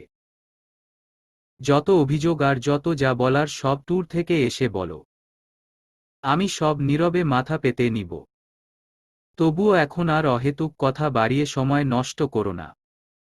সবাই চলে আসবে এখনই। কিছু বলার আগেই মুখের উপর এমন নিষেধাজ্ঞায় কিছুটা থমথম খেয়ে বিরস মুখে উঠে যায় দৃষ্টি। চুপচাপ নিজের মতো করে রেডি হয়ে অপেক্ষায় থাকে সবাই আসার। দুজন রেডি হয়ে বসতে না বসতেই নিচ থেকে ভেসে আসে গাড়ির হর্ন। ঝটপট দৃষ্টি পা বাড়াই শাশুড়ি মায়ের রুমের দিকে। উদ্দেশ্য শাশুড়ির থেকে বিদায় নেওয়া। দৃষ্টি ভেবেছিল হয়তো রেহানা বেগম ঘুমিয়ে থাকবে, কিন্তু রুমের সামনে যেতেই দেখতে পায় রেহানা বেগম গাড়ির হর্ন শুনেই বেরিয়ে এসেছে নিজের রুম থেকে। সাথে আছে ইতি। ইতিকে এত রাতে এ বাড়িতে দেখে যারপর নাই অবাক দৃষ্টি। কণ্ঠে অগাধ বিস্ময় নিয়ে প্রশ্ন করে, আপু, আপনি কখন এসেছেন? যখন তুমি আমার ভাইয়ের সাথে রাগ করে গাল ফুলিয়ে ঘুমাচ্ছিলে তখন। হেসে ঠাট্টার স্বরে জবাব দেয় ইতি। শাশুড়ির সামনে এ নিয়ে আর কোনো কথা বাড়ায় না দৃষ্টি। রেহানা বেগম না থাকলে নির্ঘাত তার গুণধর ভাই কেমন ধাঁচের মানুষ তা পুঙ্খানুপুঙ্খভাবে বিশ্লেষণ করত দৃষ্টি। বুঝাতো ঠিক কেন তার ভাইয়ের সাথে রাগ করে গাল ফোলাতে হয়। শাশুড়ির উপস্থিতিতে সেটা সম্ভব না হওয়াই কথা ঘুরিয়ে জিজ্ঞেস করে দৃষ্টি, আপনি তাহলে সত্যিই যাবেন না আপু? না ভাবি, মাইতা আর একটু বড় হোক তখন আবার সবাই মিলে যাব। সেদিন সবাই মিলে ফ্যামিলি ট্যুরে যাবার সিদ্ধান্ত নিলেও সেখান থেকে বাদ পড়ে যায় ইতি। সে নিজেই 7 মাসের ছোট মেয়ের কথা ভেবেই যেতে নারাজ। এত ছোট বাচ্চা যদি ভিন্ন পরিবেশে ভিন্ন আবহাওয়ায় অসুস্থ হয়ে পড়ে তখন শ্বশুর বাড়ির লোকজন তাকে কথা শোনাতে ভুলবে না। তাছাড়া একটু আনন্দের জন্য ভোগতে হবে বাচ্চা মেয়েটাকে। বাচ্চার কথা ভেবেই ইতি যাচ্ছে না। আর কাপলদের মাঝে মেহেদি একা যেতেও রাজি না।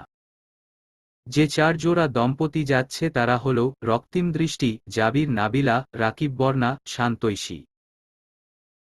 তাদের সাথে ফায়াজ স্মৃতিরও যাবার কথা উঠলেও তারাও যাচ্ছে না তাদের বিচ্ছু ছেলেমেয়ে দুটোর কথা ভেবে। বাচ্চা দুটোর স্কুল পরীক্ষা শুরু হয়েছে। রাত তখন প্রায় 2টা। পুরো এলাকা যখন ঘুমিয়ে ঠিক তখনই শিকদার মঞ্জিলের সামনে থেকে বিশালাকৃতির বাইক্রো বাসটা বেরিয়ে যায় মূল গন্তব্যে। গাড়িতে উঠার পর কিছুক্ষণ দৃষ্টি চুপচাপ বসে থাকলেও গল্প রসিক 3 মেয়ে নাবিলা, ঐশী, বর্ণার সাথে পড়ে খুব বেশিক্ষণ মুখ ভার করে থাকতে পারেনি। বিভিন্ন হাসিঠাট্টা কথাগল্পে শেষ হয় লম্বা এক জার্নি। সকাল 9:30টায় গাড়ি যখন কুয়াকাটা 0 পয়েন্টে এসে থামে ঠিক তখনও দৃষ্টি জানে না তারা কোথায় ঘুরতে এসেছে।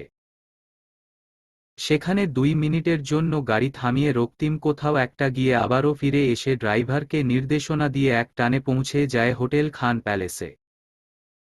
সারা রাত জার্নি করার ফলে ক্লান্ত প্রত্যেকেই। রিসিপশনের ফর্মালিটিস পূরণ করে যে যার রুমের দিকে চলে যায়। রুমে ঢুকে দৃষ্টি কোনো দিকে না তাকিয়ে মাঝ বরাবর রাখা কিং সাইজ বিছানায় হাত পা ছেড়ে শুয়ে পড়ে। তার এমন কাণ্ডে ভ্রু কুঁচকে নেয় রক্তিম। অসন্তুষ্ট ভঙ্গিতে বলে ওঠে, 7 সাগরতেরও নদী পাড়ি দিয়ে আসনি নিশ্চয়ই।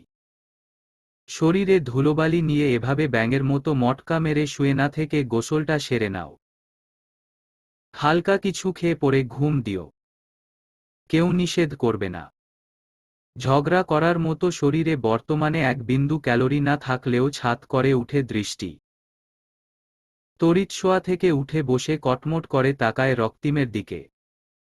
কিছুটা উঁচু গলায় বলে, কি পেয়েছেনটা কি আমাকে? সবসময় কেন আমার পিছনে এভাবে লেগে থাকুন? অন্য সময়ে যা করেন বেশি কিছু বলি না, কিন্তু আজকে সরাসরি আমাকে ব্যাঙের সাথে তুলনা করলেন। এভাবে অপমান করার জন্যই কি এত পথ পাড়ি দিয়ে এখানে নিয়ে এসেছেন? রক্তিম শান্ত গলায় বলে, ঝগড়া করার জন্য হলেও শরীরে শক্তির প্রয়োজন। না খেলে শরীরে শক্তি পাবে না। সুতরাং ঝগড়া করতে হলে খেয়ে শক্তি বাড়াতে হবে, শক্তি বাড়াতে হলে খেতে হবে, আর খেতে হলে ফ্রেশ হতে হবে। আরও কিছু বলতে হবে। অসহ্য, অত্যাচারী পাষাণ, বর্বর এই শিকদার দিন দিন মাত্রা ছাড়িয়ে যাচ্ছে। বছরে যদি একটা দিন দুটো ভালো ভালো কথা বলে তো অন্য সবগুলো মাস এইরকম তিতা তিতা কথা বলে অসহ্য করে তুলে দৃষ্টিকে। এসব আর কত নেওয়া যায়? ধূপধাপ পা ফেলে রক্তিমের দিকে এগিয়ে আসে দৃষ্টি। হাত থেকে লাগেজটা ছিনিয়ে নিয়ে প্রয়োজনীয় কাপড় বের করে পুনরায় ঘুরে তাকায় রক্তিমের দিকে। রাগ রাগ দৃষ্টিতে তাকিয়ে শাসায়, পাষাণ শিকদার, সাবধানে থাকবেন। বলা যায় না কোনোদিন আপনার অত্যাচারে অসহ্য হয়ে বউ নির্যাতনের মামলা ঠুকে দেই। তখন জেলে গিয়ে সুন্দরী কনস্টেবল গুলোকে জ্বালিয়েন। জ্বালার হাড্ডি একটা। দৃষ্টির অদ্ভুত শাসানো বাক্যে হুহা করে হেসে ওঠে রক্তিম। ফের কটমট চোখে রক্তিমের দিকে তাকিয়ে ওয়াশরুমে ঢুকে পড়ে দৃষ্টি। একে একে সকলে গোসল সেরে হোটেল খান প্যালেসের ক্যান্টিন থেকেই নাস্তা করে পুনরায় সকলের বরাদ্দকৃত রুমে গিয়ে শুয়ে পড়ে। দীর্ঘ সময় ঘুমিয়ে রাত জাগা লম্বা পথ পাড়ি দেওয়া শরীরের ক্লান্তি দূর করে। পুরো দুপুর একটানা ঘুমিয়ে বিকেলের দিকে ঘুম ভাঙে দৃষ্টির। পাশে তাকিয়ে দেখতে পায় রক্তিম এখনো বেঘোরে ঘুমাচ্ছে। আড়মোড়া ভেঙে উঠে বসে আশপাশ তাকিয়ে দেখতেই চোখ যায় রুমের এক পাশ পুরোটা থাই গ্লাসে ঘেরা। পর্দার ফাঁক দিয়ে দেখা যাচ্ছে রুমের সাথে লাগোয়া সুন্দর এক বারান্দা। বিছানা থেকে নেমে পা বাড়ায় দৃষ্টি সেদিকে। কাঁচের দরজাটা হাত দিয়ে ঠেলে বারান্দায় পা রাখতেই বিস্ময় বাকরুদ্ধ হয়। অবাক নেত্রে শুধু তাকিয়ে দেখে যায় দুচোখের আঙ্গিনায় ভেসে ওঠা সমুদ্রের ফেনিল ঢেউ। মাথার উপর দিগন্তজোড়া নীল আকাশ। সেই আকাশের নিচে অনিন্দ সুন্দর সমুদ্র সৈকত। এর থেকে সুন্দর চোখ জোড়ানো দৃশ্য আর কি হতে পারে? দৃষ্টির এখনো স্পষ্ট মনে আছে তার এসএসসি পরীক্ষার পর স্কুল থেকে তাদের ব্যাচের শিক্ষার্থীদের কুয়াকাটা সমুদ্র সৈকতে ঘুরতে নিয়ে গিয়েছিল। দৃষ্টির খুব ইচ্ছে ছিল তাদের সাথে যাবার। কিন্তু বাবা মা তখন মেয়েকে এত দূর সমুদ্র দেখতে দেওয়ার জন্য একা ছাড়তে নারাজ ছিল। ওই সময় কিশোরী দৃষ্টির বাবা মায়ের প্রতি সে কি অভিমান! এরপর তো আবার বন্ধুরা যখন ট্যুর থেকে এসে এই অনিন্দ সুন্দর সাগর কন্যার রূপের বর্ণনা দিয়েছিল তখন থেকেই দৃষ্টির আফসোসের অন্ত ছিল না এখানে আসার জন্য। সেই ইচ্ছেটা যে এভাবে পূর্ণতা পাবে কল্পনাতেও বোধহয় ভাবেনি দৃষ্টি। রক্তিম যে তাকে এত বড় একটা সারপ্রাইজ দিবে এটা জানলে কি আর শুধু শুধু বেচারার সাথে ঝগড়া করত। অবাক, বিস্ময়, ভালোলাগা আর রক্তিমের প্রতি ভালোবাসার খুশিতে আখিদয় সজল হয় দৃষ্টির। বিস্তৃত হয় চিকন দুই ঠোঁটের কোণে মনোহরী হাসি। অশ্রুজলে সিক্ত হওয়া চোখ দুটোতে সীমাহীন মুগ্ধতা নিয়ে অবলোকন করে সাগর কন্যার রূপ। কি ম্যাডাম, এখনো কোনো অভিযোগ আছে আমার উপর? পিছন থেকে হঠাৎ চির পরিচিত কণ্ঠ শুনে ঘুরে তাকায় দৃষ্টি। দেখতে পায় রক্তিম ঘুম জড়ানো চোখে অমায়িক হেসে দাঁড়িয়ে আছে বারান্দার দরজার মুখে। কাল বিলম্ব না করে ছুটে গিয়ে রক্তিমের বুকে ঝাঁপিয়ে পড়ে। দৃষ্টির হঠাৎ আক্রমণে পিছিয়ে পিছিয়ে যায় রক্তিম। দেয়ালে হেলান দিয়ে নিজেকে সামলে বিস্তর হেসে জিনেও দুই হাতে ঝাপটে ধরে দৃষ্টিকে। ঠাট্টার স্বরে বলে, এবার অন্তত দয়া করে আমার নামে কোনো বউ নির্যাতনের কেস দিবেন না ম্যাডাম। জেলে গিয়ে সংসদীয় আসন হারাতে চাই না আমি। বহু কষ্টে মানুষকে ভুলভাল আশ্বাস দিয়ে এই আসন জয় করেছি। লাজুক হেসে আরও নিবিড়ভাবে রক্তিমের বুকের সাথে মিশে যায় দৃষ্টি। মন্থর কণ্ঠে উচ্চারণ করে, ভালোবাসি পাষাণ শিকদার। রক্তিম নিজেও হেসে শক্ত করে হাতের বাঁধন। মাথার এক পাশে ওষ্ঠ চেপে বলে, আমিও। কি? মাথা উঁচিয়ে জানতে চায় দৃষ্টি। মিটিমিটি হেসে রক্তিম জবাব দেয়, তুমি যা বললে তাই। কি বলেছি আমি? তুমি কি বলেছ সেটা তো তুমিই ভালো জানো। মুহূর্তেই দৃষ্টির সুন্দর শান্ত মেজাজটা ঘেটে যায়। বিরক্তি ভঙ্গিতে ভ্রু কুঁচকে নিজেকে রক্তিমের বাঁধন থেকে ছাড়িয়ে নেওয়ার চেষ্টা করে বলে, অসহ্য অসহ্য অসহ্য। শব্দ করে হেসে ওঠে রক্তিম। দৃষ্টিকে কাছে টেনে আষ্টেপৃষ্ঠে জড়িয়ে ধরে কপালে কপাল ঠেকিয়ে বলে, ভালোবাসি ভালোবাসি ভালোবাসি। গোধূলি লগ্ন। সাগরের তীর ঘেঁষে হাতে হাত ধরে খালি পায়ে হেঁটে যাচ্ছে দুজন নরনারী। বিশাল সমুদ্রের জলরাশি হুটহাট এসে ছুঁয়ে দিচ্ছে তাদের পা। যতবার ঢেউগুলো দোলনার মতো দোলে দোলে এসে দৃষ্টিকে ছুঁয়ে যাচ্ছে, ঠিক ততবার ভালো লাগার শিহরণে কেঁপে উঠছে দৃষ্টির শরীর। পরক্ষণে আবার খিলখিলিয়ে হেসে উঠছে আনন্দে। সমুদ্রের গর্জন সাথে প্রিয় নারীর হাসি, দুটো মিলেমিশে রক্তিমের কানে বাজছে অপার্থিব এক খুশির গান। গোধূলির আলোয় মুগ্ধ চোখে দেখে যাচ্ছে প্রিয়তমার মায়া মায়া প্রাণোচ্ছল কায়া। চোখের মুগ্ধতা, হৃদয়ের ভালো লাগার আবেশটুকু কণ্ঠে ফুটিয়ে রক্তিম অস্ফুট স্বরে বলে, অন্য দিনের থেকে তোমাকে আজ অনেক স্নিগ্ধ লাগছে। মনে হচ্ছে মায়াবতীর মুখের মায়া অনেকাংশে বেড়ে গেছে। আমাকে নতুন করে নিজের মায়ার জাদুতে ফাঁসানোর জন্য এখানে এসে নতুন কোনো পন্থা অবলম্বন করেছ নাকি? সামনের দিকে বাড়ন্ত পা জোড়া সহসা থেমে যায় দৃষ্টির। গোধূলির রঙে রাঙা মুখটা আরও একটু রঙিন হয় লাজ রঙে। ঠোঁটের কোণে উকি দেয় লাজুক হাসি। দৃষ্টির লাজুক মুখের রূপ দেখে রক্তিম যেন আরও এক দফা চমকায়। ভালো লাগার শিরশিরে অনুভূতি ছেয়ে যায় হৃদ প্রাঙ্গণ। আশেপাশে সূর্যাস্ত দেখার জন্য মানুষের পদচারণা বাড়ছে। দৃষ্টি লোক সমাগম থেকে চোখ ফিরিয়ে উত্তাল সমুদ্রের বুকে তাকাতেই দেখতে পায় জেলেদের বাড়ি ফেরার তারা। সেদিকে নজর রেখেই ঠোঁট চেপে হেসে বলে, হ্যাঁ, নতুন পন্থা তো অবলম্বন করছি। এই যে পাশে প্রিয় পুরুষ। গোধূলি আমার দেহে আবির ছড়াচ্ছে। সমুদ্র তরঙ্গ আমার হৃদয়ে আনন্দের বীণা বাজাচ্ছে। আকাশের নিচ দিয়ে উড়ে যাওয়া গাংচিলের দল ভালোবাসার গান শোনাচ্ছে। দমকা প্রেমের হাওয়া এসে ছুঁয়ে দিচ্ছে আমার সর্বত্র। এই সবই তো আমাকে নতুন রূপ দিয়েছে। ভালোবাসার বাঁধনে বেঁধেছে মন প্রাণ। মুচকি হাসে রক্তিম। একটু নির্জন জায়গা দেখে হাঁটার গতি থামিয়ে দেয়।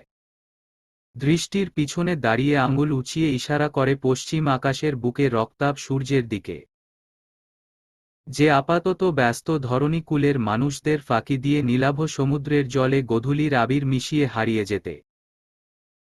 সময়ের গতিতে মনে হচ্ছে সূর্যটা যেন সুনীল আকাশের বুকে না, বরং তলিয়ে যাচ্ছে নীল সমুদ্রের জলের নিচে। জীবনের প্রথম খুব কাছ থেকে সূর্যাস্তের মতো অপার্থিব সৌন্দর্য দেখে বাখারা হয় দৃষ্টি। অবাক বিস্ময় আঁখি মেলে তাকিয়ে দেখে যায় অপরূপ দৃশ্যটুকু। ভালো লাগার আবেশে শরীর ছেড়ে মিশে যায় রক্তিমের বুক পাঁজরে। রক্তিম নিজেও যত্ন সহকারে আগলে নেয় তার হৃদমোহিনীকে। সূর্যাস্তের সাথে দুটো প্রেমিক যুগলের সুখপূর্ণ মুহূর্তটা দূরে দাঁড়িয়ে ফ্রেম বন্দি করে নেয় জাবির। আকাশের বুকে সূর্যটা যখন পুরোপুরি বিলীন হয়ে সমুদ্রে আবছায়া অন্ধকার নেমে আসে, ঠিক সেই মুহূর্তেও ঘোর কাটে না দৃষ্টির। আগের মতোই অপলক আকাশের দিকে তাকিয়ে থেকে আবেগঘন স্বরে বলে, পাষাণ সাহেব, এই মুহূর্তে আমার কি করতে ইচ্ছে করছে জানেন? কি? ভাবুক স্বরে দৃষ্টির উৎফুল্ল মুখের দিকে তাকিয়ে জানতে চায় রক্তিম। আয়সী ভঙ্গিতে দৃষ্টি মাথাটা আরেকটু ঠেসে দেয় রক্তিমের শক্ত বুক পাঁজরে। চোখ দুটো বুজে মুচকি হেসে বলে, বলা যাবে না, বলা যাবে না। এ আবার কেমন ইচ্ছে? কিঞ্চিৎ ভ্রুকুচকে জানতে চায় রক্তিম। ঋণীঋণ চাপা শব্দ তুলে একটু হাসে দৃষ্টি। মিটমিট হাসি ঠোঁটে ধরে রেখে প্রফুল্ল চিত্তে জবাব দেয়, এই ইচ্ছেটা আমার আজকের ইচ্ছে না। বহুদিন ধরে যত্ন করে পোষে রেখেছি ইচ্ছেটাকে। কিন্তু এখন বলা যাবে না, কারণ ইচ্ছেটা একটু বেহায়াটাই। বললে আমি শিওর আপনি আমাকে চরম বেহায়া ভাববেন আর মনে মনে বলবেন, এত অল্প বয়সে এই মেয়ে এত পেকে গিয়েছিল। এক ইচ্ছের এত বিশদ বর্ণনা শুনে রক্তিমের মন উদ্গ্রীব হয় সেটা জানার জন্য। তবে দৃষ্টি অনড়। কিছুতেই বলবে না তার ইচ্ছের কথা। রক্তিমও কম যায় না। নাছোড়বান্দা যেভাবেই হোক বউয়েদের যত্ন করে পোষে রাখা ইচ্ছের কথা জানবেই। অবশেষে দৃষ্টি রক্তিমের জোরের কাছে হার মেনে বলে, আচ্ছা আচ্ছা বলবো, আগে আমাকে একটু ছাড়ুন। অপেক্ষণ ধরে একভাবে থাকতে থাকতে শরীর ব্যথা করছে। অসল ভঙ্গিতে হাতের বাঁধন ঢিলে করে রক্তিম। দৃষ্টি তার বহুল আরাধ্য পুরুষের সান্নিধ্য থেকে দূরে গিয়ে জানান দেয় সেই ইচ্ছের কথা। এসএসসি পরীক্ষার পর যখন স্কুল থেকে কুয়াকাটা ঘুরতে নিয়ে আসার সময় আমি আসতে পারিনি, তখন মনে মনে একটা অদ্ভুত আর বেহায়া ভাবনা ভেবেছিলাম। ভাবনাটা হলো, বিয়ের পর স্বামীকে নিয়েই প্রথম কুয়াকাটা আসব। তারপর এই সাগর কন্যার তীরে দাঁড়িয়ে স্বামীর ঠোঁটে ঠোঁট ডুবিয়ে সাগর কন্যাকে হিংসের আগুনে পুড়াব। শেষের কথাটুকু লাজুক ভঙ্গিতে বলেই তাদের থেকে একটু দূরে দাঁড়িয়ে থাকা জাবিরদের দিকে ছুট লাগায় দৃষ্টি। এমন বাচ্চাসুলভ ইচ্ছের কথা শুনে ভরকে যায় রক্তিম। অদ্ভুত নজরে দৃষ্টির যাবার পানে কতক্ষণ তাকিয়ে থেকে মাথা নাড়িয়ে হেসে ওঠে। বিড়বিড় করে বলে, পাগল একটা। আলো আঁধারির সময়টুকু সাগর পারে নিজেদের মতো ঘুরে ফিরে কাটিয়ে সবাই মিলে একত্রিত হয়ে চলে যায় ফিশ ফ্রাই মার্কেটে। সেখান থেকে মেয়েদের পছন্দমতো সামুদ্রিক মাছ কিনে বারবিকিউ করে খেয়ে কতক্ষণ সময় কাটিয়ে চলে আসে রিসোর্টে। ঘণ্টাখানেক বিশ্রাম নিয়ে আবারও বেরিয়ে পড়ে রাতের সমুদ্রের সৌন্দর্য উপভোগ করতে। আকাশের বুকে থালার মতো গোলাকার রূপালি চাঁদ। তাকে ঘিরে সহস্র তারার মেলা। চাঁদের আলোয় চিকচিক করছে সমুদ্রের জলরাশি। সন্ধ্যায় মানুষের যতটা ভিড় ছিল বর্তমানে তার আংশিকও নেই। টুকটাক যুগল আনমনে হেঁটে যাচ্ছে। কিছুটা দূরে এক ঝাঁক উচ্ছল তরুণতরুণী গিটার হাতে গানের আসর জমিয়েছে। হিম হিম বাতাসের সাথে ভেসে আসা গিটারের সুরে মন অন্যরকম এক ভালো লাগায় ছেয়ে যাচ্ছে। নিঃশব্দে মুহূর্তটাকে উপভোগ করে হাঁটতে হাঁটতে দৃষ্টির হঠাৎ মনে পড়ে অন্যদের কথা। থেমে গিয়ে আশেপাশে তাকিয়ে জানতে চায়, ওরা কোথায়? হারিয়ে গেল নাকি? ওরা সবাই কাপল ঘুরতে এসেছে। সবারই একটু প্রাইভেসির প্রয়োজন। নিজেদের মতো সময় কাটাচ্ছে ওরা। তাছাড়া ওরা কি বাচ্চা যে হারিয়ে যাবে? নীরবে প্রশ্নটা শুনে হেয়ালি করে জবাব দিয়ে পুনরায় দৃষ্টির হাত টেনে হাঁটা ধরে রক্তিম। দৃষ্টি প্রসঙ্গ পাল্টে টুকটাক গল্প জোড়ে দেয়। গল্পে গল্পে কখন যে ঝাউবনের ভিতর চলে যায় খেয়ালি করেনি দৃষ্টি। হঠাৎ চোখের সামনে সব ঘুটঘুটে অন্ধকার উপলব্ধি করে অতকে উঠে থেমে যায় দৃষ্টি। ভয় আঁকড়ে ধরে রক্তিমের বাহু। দৃষ্টির ভীতিগ্রস্ত মনোভাব বুঝতে পেরে আশ্বাস দেয় রক্তিম, ভয় পেও না, আমি আছি তো। মন পুরুষের আশ্বস্ততায় ভয় কাটে না দৃষ্টির। শুকনো ঢোক গিলে বলে, এখানে কেমন অন্ধকার, কখন জঙ্গলে চলে এসেছি একটুও টের পেলাম না। চলুন ফিরে যায়। জঙ্গল থেকে যদি কোনো আগ্রাসী প্রাণী বেরিয়ে আসে, এটা নিরাপদ জায়গা, কোনো ভয়ঙ্কর প্রাণী নেই।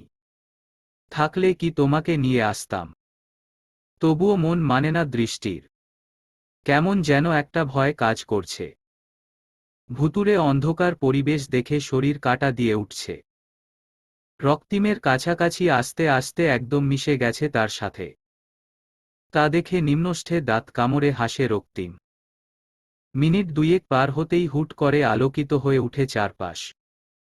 হঠাৎ আলোর ছটায় অন্ধকার শয়ে যাওয়া দৃষ্টির চোখ ঝলসে যেতে চায়।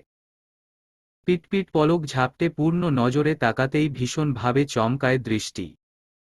চোখের সামনে সব কিছুই ফকফকা।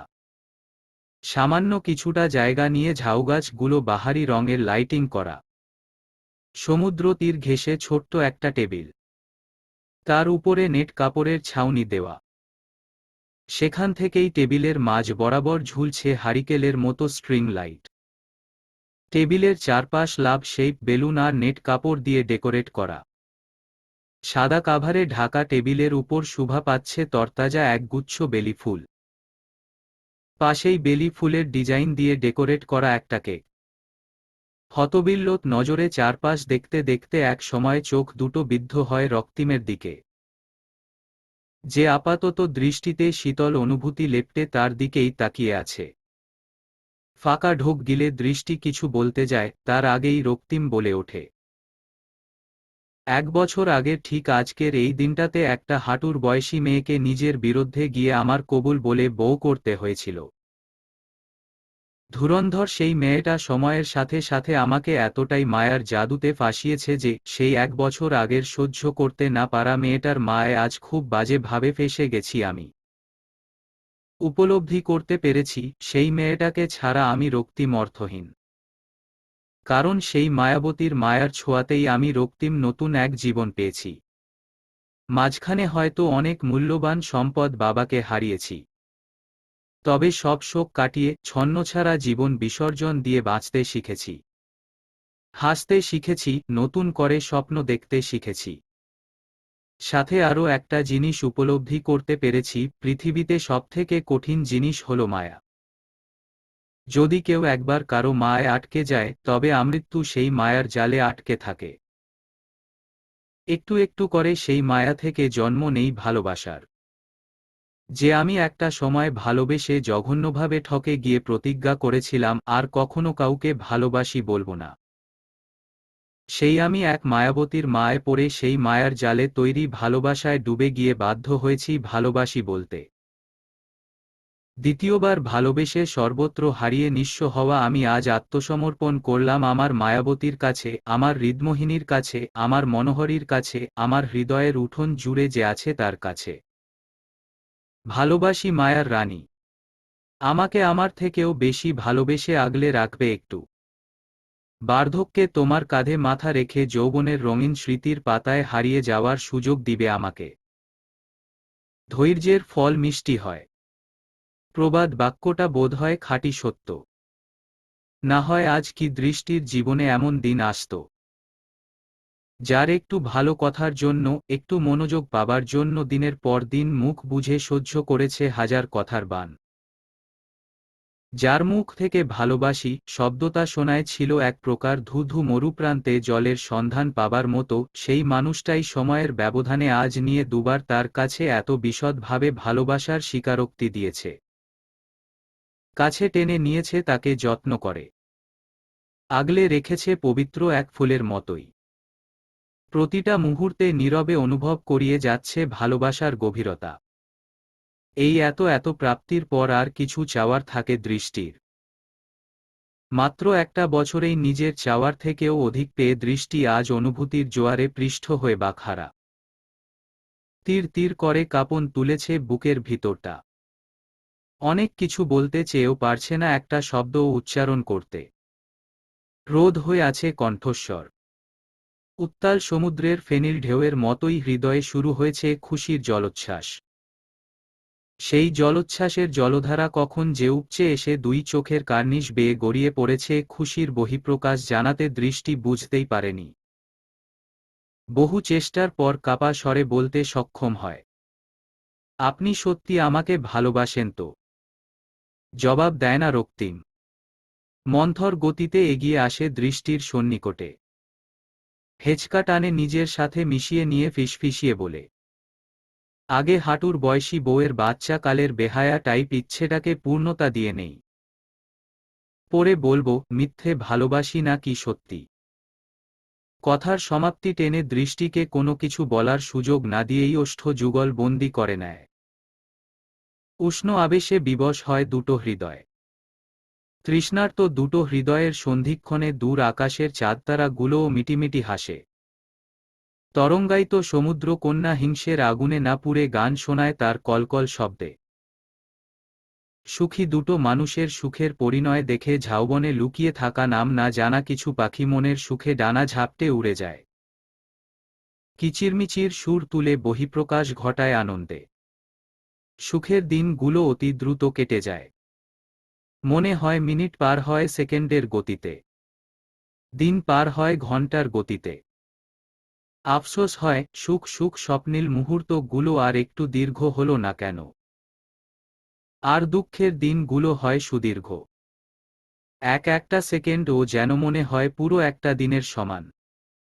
যদিও এটা আমাদের মনের ধারণা। বাস্তবিক অর্থে প্রতিটা দিনই সমান। কিন্তু সুখ দুঃখের দিনের দীর্ঘতায় বিস্তর তফাত অনুভূত হয় আমাদের লোভী মানব মনের কারণে। মন যে সর্বদা সুখ সন্ধানী, তার অল্প সুখে হয় না, পেয়েও আরও পেতে চায়। আর না পাওয়ায় তো আফসোসের কোনো অন্তই থাকে না। আশাভঙ্গের যন্ত্রণায় দীর্ঘ মনে হয় দিবস রজনী। ঠিক এমন কিছু মনস্তাত্ত্বিক ভাবনার কারণেই সুখের সময় মনে হয় দ্রুত শেষ হয়ে যায় আর দুঃখের সময় দীর্ঘ। স্বপ্নময় তিনটা দিন কুয়াকাটায় কাটিয়ে ব্যস্ত নগরীতে ফিরে এসে আবারও যে যার জীবনে ব্যস্ত হয়ে পড়েছে। দিন যায় পূর্বের রুটিনে। সুখ দুঃখের রঙিন দোলনায় দোলে দোলে বিদায় নেয় দিন মাস। স্মৃতির পাতায় যুক্ত হয় সাগর কন্যার তীরে কাটানো স্বর্ণালী সেই দিনগুলো। অলস বিষণ্ণ বিকেলের অবসর সময়ে এক কাপ চা হাতে জানালার পাটাতনে বসে দৃষ্টি ডুব দেয় সেই স্মৃতির মাঝে। ইচ্ছে হয় টাইম ট্রাভেলে চড়ে আবারও চলে যাক সেই সুখময় অতীতের তিনটা দিনে। যে তিনটা দিন ছিল শুধুই রক্তিম দৃষ্টির। নবনির্বাচিত পাষাণ এমপি সাহেবের ছিল না কোনো ব্যস্ততা, ছিল না ভালোবাসা প্রকাশে লুকোচুরি, কপটতা। কিছু স্নিগ্ধ, শীতল অনুভূতিতে দুজনারই মন ছিল ভরপুর। নিস্তেজ বিকেলের মায়াময় সৌন্দর্যে বিভোর দৃষ্টির ঘোর কাটে ইতির ডাকে। ভাবি, তুমি এই সময় এভাবে মন মরা হয়ে একা একা দাঁড়িয়ে আছো কেন? জানো না তোমার মন খারাপ হলে আমাদের পুচকেটারও মন খারাপ হবে। ছোট ননদের কথায় স্মিত হাসে দৃষ্টি। বাইরের থেকে নজর সরিয়ে হাত রাখে পেটে। সেদিকে তাকিয়েই বোকার মতো প্রশ্ন করে, আচ্ছা আপু, এই ছোট পেটে ও কিভাবে থাকছে? কষ্ট হচ্ছে না বুঝি? তোমার সময় তো দেখেছিলাম তোমার পেট কত উঁচু হয়েছিল। কিন্তু আমার দেখো, এখনো পেটপিঠ এক জায়গায় হয়ে আছে। হু হু করে হেসে ওঠে ইতি। এগিয়ে এসে দৃষ্টির গালে হাত ছুঁয়ে বলে, এত অধৈর্য হচ্ছ কেন? একটু সবুর করো। সবে তো 1.5 মাস পড়ল। আর 1-2 মাস যাক, তখন দেখবে পেট ফুলে একদম ফুটবল হয়ে গেছে। আজ দুদিন হলো দৃষ্টি জানতে পেরেছে তার মাঝে বেড়ে উঠছে ছোট্ট একটা প্রাণ। তাদের ভালোবাসার সেতু বন্ধন দৃঢ় করতে খুব শীঘ্রই কোল জুড়ে আসবে পবিত্র সেই প্রাণ। খবরটা জানাজানি হবার পর শিকদার মঞ্জিলে যেন আবারও ছড়িয়ে পড়ে খুশির আমেজ। সুখের সামিয়ানায় ডেকে যায় সমস্ত অতীত বিষাদ। দৃষ্টি নতুন করে আবিষ্কার করে এক পাগল রক্তিমের, যার মাঝে হঠাৎ বাবা হবার খবর শুনেই ভর করেছে অদ্ভুত বাচ্চামো স্বভাব। কাজ পাগল যে রক্তিম দিনরাত বেমালুম ভুলে পড়ে থাকত বাইরে, সেই রক্তিমকে এখন দৃষ্টি ঠেলেও বাইরে পাঠাতে পারে না। ভোটে জেতার পর থেকে তার মাঝে জনসেবার যে টানটান উত্তেজনাটুকু ছিল, সেটা যেন মলিন হয়ে গেছে বাবা হবার আনন্দের কাছে। ইচ্ছে করে সমস্ত দায়বদ্ধতা এড়িয়ে সারাদিন অপলক বসে দেখুক তার সন্তান কিভাবে ওইটুকু একটা মেয়ের মাঝে একটু একটু করে বেড়ে উঠে। রক্তিমের এমন বাচ্চামো স্বভাব দেখে ক্ষণে ক্ষণে অবাক হয় দৃষ্টি। অগাধ বিস্ময় নিয়ে দেখে যায় আমূল পরিবর্তন হওয়া মানুষটাকে।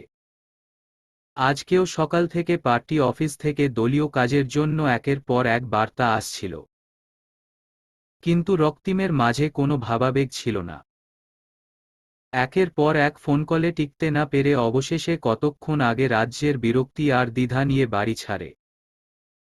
যাবার সময় বারবার করে বলে যায় কোনোরকম খারাপ লাগলেই যেন দৃষ্টি সাথে সাথে তাকে ফোন করে। তার এমন উচাটন দশা দেখে মুখ টিপে অগোচরে হাসে দৃষ্টি।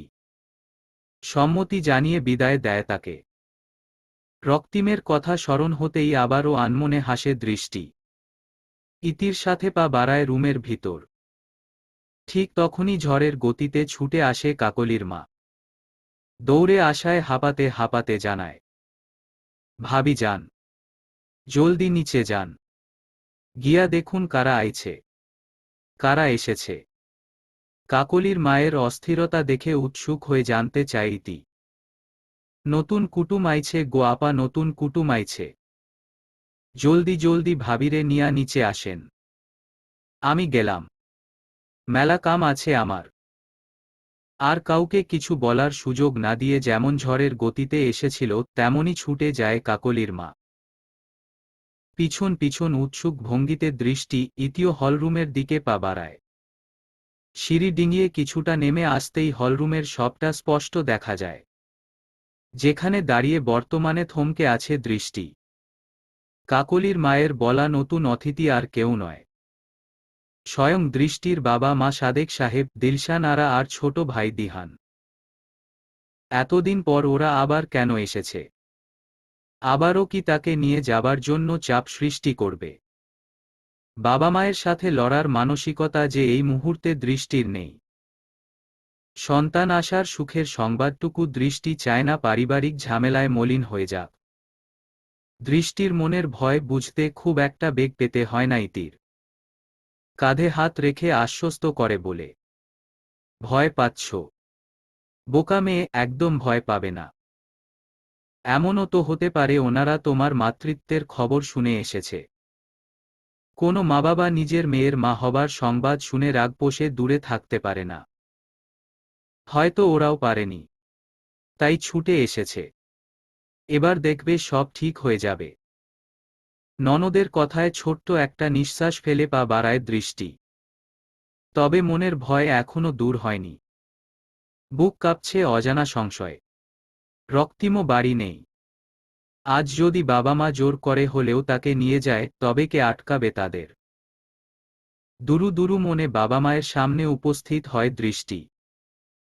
দেখতে পায় বাবা মায়ের সাথে ছোট ভাইটাও কেমন অবাক নয়নে তাকিয়ে আছে তার দিকে। দিলশান আরার কঠিন চোখ দুটো নোনা জলে সিক্ত। ধীর গতিতে মেয়ের সামনে এসে দু হাতের আজলায় মলিন মুখটা তুলে ধরে কান্নায় রোধ হয়ে আসা কণ্ঠে বলে ওঠে, কবে এতটা বড় হয়ে গেলে? আমার তো এখনো মনে হয় মাত্র কিছুদিন আগে আমার মেয়েটা আমার কোলে এসেছিল। সে মেয়েটা আজ এত বড় হয়ে গেছে যে কিনা নিজের ভালোবাসার জন্য বাবা মায়ের সাথে লড়তে শিখেছে।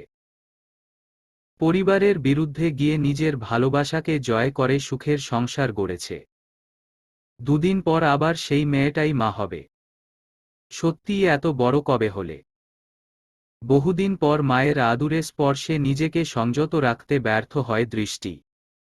কেঁদে উঠে শব্দ করে, অস্পষ্ট স্বরে বলে, আজ অন্তত আমাকে ক্ষমা করে দাও মা। বিশ্বাস করো, তোমাদের থেকে দূরে থাকতে খুব কষ্ট হয় আমার। হাজার সুখের মাঝে থেকেও মনে হয় কি যেন একটা হারিয়ে ফেলেছি। প্রাপ্তির ঝুলিটা এখনো পরিপূর্ণ হয়নি আমার। মেয়ের কান্না আজ আর নীরবে সহ্য করতে পারে না দিলশান আরা। মানবিমানের খেলায় ওনার কঠিন সত্তাটাও আজ হার মেনে নিয়েছে। বুকে জড়িয়ে নিয়েছে মেয়েকে।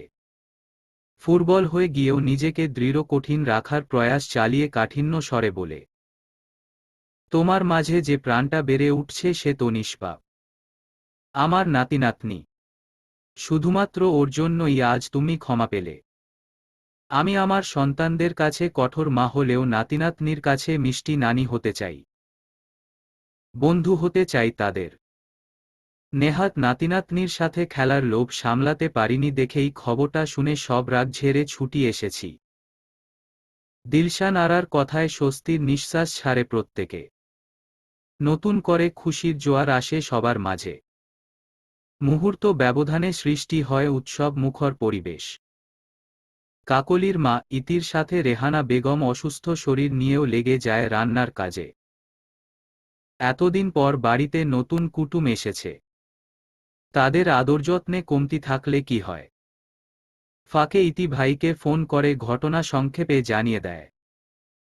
শ্বশুর শাশুড়ি এসেছে, এটুকু শুনেই রক্তিম গুরুত্বপূর্ণ মিনিং মাঝপথে ভেস্তে দিয়ে বাড়িমুখী হয়। অস্থিরতা চিন্তায় রাস্তাও যেন আজ শেষ হয় না। বুকের ভিতর অজানা এক ভয় বাসা বাঁধে। কোনো ক্রমে যদি তার সুখের পায়রাটাকে ওনারা তার থেকে কেড়ে নেয়, দ্বিতীয়বার নিঃস্ব হয়ে রক্তিম বাঁচবে কিভাবে। বুকে সুখের পায়রা হারানোর তীব্র ব্যথা নিয়ে বাড়ি ফিরে মেহমানদারির এলাহি কাণ্ড দেখে বিস্ময় স্তম্ভিত হয় রক্তিম। রুদ্ধশ্বাসে ডেকে ওঠে এই প্রথম দৃষ্টির নাম ধরে। তার ডাকে রান্নাঘর থেকে ছুটে আসে ইতি। দৃষ্টিকে কোথাও না দেখে রক্তিম চিন্তিত স্বরে প্রশ্ন করে, ও কোথায়। ভাইয়ের অস্থিরতা দেখে মিটমিটি হাসে ইতি। বলে, উপরে গিয়ে দেখো, রুমে আছে। আর কোনো জবাবের আশায় না থেকে দুতলায় ছুট লাগায় রক্তিম। নিজেদের রুমের সামনে গিয়ে থমকে দাঁড়ায়। মায়ের কোলে মাথা রেখে বাচ্চাদের মতো শুয়ে আছে দৃষ্টি। পাশেই বাবা ভাই বসে তার একের পর এক সুখের গল্প শুনে যাচ্ছে সন্তুষ্ট চিত্তে। নিমিষেই যেন রক্তিমের বুক থেকে ভারী ওজনের কিছু একটা সরে যায়। স্বস্তির নিঃশ্বাস ছেড়ে চলে যেতে নিলেই সাদেক সাহেব গম্ভীর স্বরে ডেকে ওঠে, চোরের মতো পালাচ্ছ কেন। ভিতরে আসো, কথা আছে। সহসা থমকে দাঁড়ায় রক্তিম। শ্বশুরের মুখ থেকে চোরের মতো পালানোর কথা শুনে স্তম্ভিত হয়। হতবাক হয়ে ভাবে শেষ পর্যন্ত কি না শ্বশুর তাকে চোরের সাথে তুলনা দিল। দেশের গণ্যমান্য একজন এমপি সে। এটা কি শ্বশুর ভুলে গেছে, নাকি জানে না সে যে বিপুল ভোটে এমপি পদে জয় লাভ করেছে। ভাবনায় দাড়ি টেনে অসন্তুষ্ট বদনে রুমের ভিতর পা বাড়ায় রক্তিম। ভার মুখে সালাম জানায় শ্বশুর শাশুড়িকে। সাদেক সাহেব শব্দ করে সালামের জবাব দিলেও দিলশান আরা মেকি রাগের ভাব নিয়ে বিমুখ হয়ে মনে মনে জবাব দেয়। শাশুড়ির দাম্ভিকতা দেখে রক্তিম কোনা চোখে দেখে নেয়। মনে মনে ভাবে, এমন আগুনের গোলার পেট থেকে তার বউয়ের মতো ঠান্ডা পানির কলস কিভাবে জন্ম নিল। দৃষ্টিমা আর স্বামীর নীরব প্রতিদ্বন্দ্বিতা দেখে অসহায় মুখে বাবার দিকে তাকায়। সাদেক সাহেব ইশারায় মেয়েকে আশ্বস্ত করে জামাইকে বসতে বলে, বসো। এভাবেই ঠিক আছি, বলুন আপনি। ভার মুখে জবাব দেয় রক্তিম। সাদেক সাহেব ছোট্ট একটা নিঃশ্বাস ফেলে বলতে শুরু করেন, দেখো যা হয়েছে তা তো হয়েই গেছে। এখন এসব ধরে রেখে আর কোনো লাভ নেই, বরং ক্ষতি হবে আমাদের অনাগত নাতানাতনির। ছোট বাচ্চাটা পৃথিবীতে এসেই দেখবে তার নানার বাড়ির সাথে বাবার বাড়ির দ্বন্দ্ব। এটা আমরা চাই না। তোমরা হয়তো ভাবছ আমি বা আমার স্ত্রী খুব কঠিন মনের মানুষ। তোমাদের প্রতি অনেক অন্যায় করেছি আমরা, কিন্তু একজন বাবা মায়ের স্থান থেকে আমরা ঠিক ছিলাম। এটা হয়তো এখন বুঝতে পারবে না। বাবা হচ্ছ তো। আল্লাহর রহমতে আমার নাতি বা নাতনি যায় হোক পৃথিবীতে আসুক, একটু একটু করে আদর যত্নে বড় হোক, তখন বুঝতে পারবে বাবা মায়ের কাছে সন্তান কি রত্ন। আমরা বাবা মায়েরা সন্তান নিয়ে কত স্বপ্ন দেখি, হাজারো স্বপ্ন দেখা সেই সন্তানই যখন সমস্ত স্বপ্ন ভঙ্গ করে দেয় তখন কতটা কষ্ট লাগে তা একজন বাবা মা ছাড়া কেউ বুঝতে পারবে না। যাই হোক, সব মন থেকে বাদ দিয়ে মেয়ের মা হবার খবর শুনেই ছুটে এসেছি আমরা। পারলাম না রাগ ধরে রাখতে। চিন্তায় অস্থির হয়েছি, মেয়েটা এমন অবস্থায় কেমন আছে, কি করছে, শ্বশুর বাড়িতে যত্ন কেমন পাচ্ছে। আমি যেমন নানা হব তেমন তুমিও বাবা হবে। এতদিন আমার মেয়েকে কিভাবে রেখেছ, কতটা সুখে রেখেছ সেসবের হিসাব আমি চাইব না। আমি শুধু এখন তোমার কাছে একটা জিনিসই চাইব, সেটা হলো আমার মতো তুমিও একজন যোগ্য বাবা হবে। ছন্নছাড়া জীবন রেখে যেভাবে সংসারমুখী হয়েছ আশা করি সেভাবেই বাবার দায়িত্বটাও যথাযথ পালন করবে। সন্তানের সবথেকে কাছের বন্ধু হবে। শ্বশুর কথায় কতক্ষণ নীরব থেকে ক্ষীণস্বরে জবাব দেয় রক্তিম। আপনাদের মেয়েকে কতটা সুখে রাখতে পেরেছি তা না হয় নিজেদের মেয়ের মুখ থেকেই শুনে নিবেন। আর আমার সন্তানের সবথেকে কাছের বন্ধু আমিই হব। শ্রেষ্ঠ বাবা হব আমি তার ইনশাআল্লাহ। আমার যে অপূর্ণতাগুলো ছিল তার সবটুকু পূর্ণতা আমার সন্তানকে দিব। আপনারা শুধু দোয়া করবেন আল্লাহ যেন সুষ্ঠুভাবে আমার সন্তানকে এই পৃথিবীর আলো দেখায়। জনসভা পার্টির মিটিংয়ে লম্বা লম্বা ভাষণ দেওয়া রক্তিম শিকদার শ্বশুর শাশুড়ির সামনে এটুকু কথা বলেই হাঁপিয়ে উঠেছে। কেমন যেন এক অস্বস্তিতে গাঢ় হয়ে আছে অন্তকোণ। উত্তেজনায় গুলিয়ে যাচ্ছে সব কথা। শ্বশুরকে এলোমেলো জবাব দিয়ে রুম ছাড়তে নিলেই শাশুড়ির কথায় থেমে যায় আবারও। রেহানা বেগম কাট কাট স্বরে জানিয়ে দেয়, আমার মেয়ের বেলায় আমি কাউকে ভরসা করি না। এই সময় মেয়েদের মেন্টালি সাপোর্ট প্রয়োজন পড়ে অধিক। যত্নে রাখতে হয়। এখানে কে কতটুকু যত্ন করবে তা নিয়ে আমি দ্বিধায় আছি। আমি আমার মেয়েকে সাথে নিয়ে যাব। বাচ্চা হবার আগ পর্যন্ত ও আমার সাথেই ময়মনসিংহ থাকবে। হুট করেই যেন রক্তিমের মাথায় বাজ পড়ে শাশুড়ির এহেন কথায়। আঁতকে উঠে জোর গলায় বলে, কখনোই না। বাচ্চা হবার আগ পর্যন্ত ও এই বাড়ি ছেড়ে কোথাও যাবে না। আমি আমার বাচ্চার বেড়ে উঠা কাছ থেকে দেখব। অনুভব করব 10 মাস ও কিভাবে একটু একটু করে বড় হয়। ওর প্রতিটা মুভমেন্ট খুব কাছ থেকে ফিল করার অধিকার আমার আছে, কারণ আমি ওর বাবা। রক্তিমের পাগলামিতে দৃষ্টি চোখ বড় বড় করে তাকায়। বাবা মায়ের সামনে অকপটে কিভাবে এসব বলে দিল এই লোক। একটুও লজ্জা শরম নেই। নিজে নির্লজ্জ হয়ে দৃষ্টিকে লজ্জার সাগরে ডুবাচ্ছে। রক্তিমের সরাসরি নাকচ করাই ক্ষেপে যায় দিলশানারা। শক্ত কণ্ঠে বলে, আমিও ওর নানি। আমারও অধিকার আছে কাছ থেকে ওর বেড়ে ওঠা দেখা। তাহলে আপনিই থেকে যাক আমাদের এখানে। নির্লিপ্ততা ভাবে জবাব দেয় রক্তিম। তার এহেন জবাবে চিরবিরিয়ে উঠে দিলশানারা। আমি কেন তোমার বাড়িতে থাকব?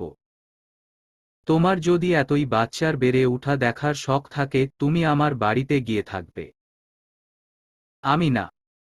ঘর জামাই হবার ইচ্ছে বা রুচি কোনোটাই আমার নেই। মেয়ের শ্বশুর বাড়িতে থাকার রুচিও আমার নেই। মুখ ঝামটে জবাব দেয় দিলশানারা। স্মিত হেসে রক্তিম বলে ওঠে, তাহলে আর কি? আপনি থাকুন আপনার বাড়িতে। আমি আমার বউ বাচ্চা নিয়ে থাকি আমার বাড়িতে। তড়িৎ বসা থেকে দাঁড়িয়ে গিয়ে কঠোর স্বরে চেঁচিয়ে ওঠে দিলশানারা। একদম বেয়াদবের মতো তর্ক করবে না। আমার মেয়েকে আমি নিয়ে যাব।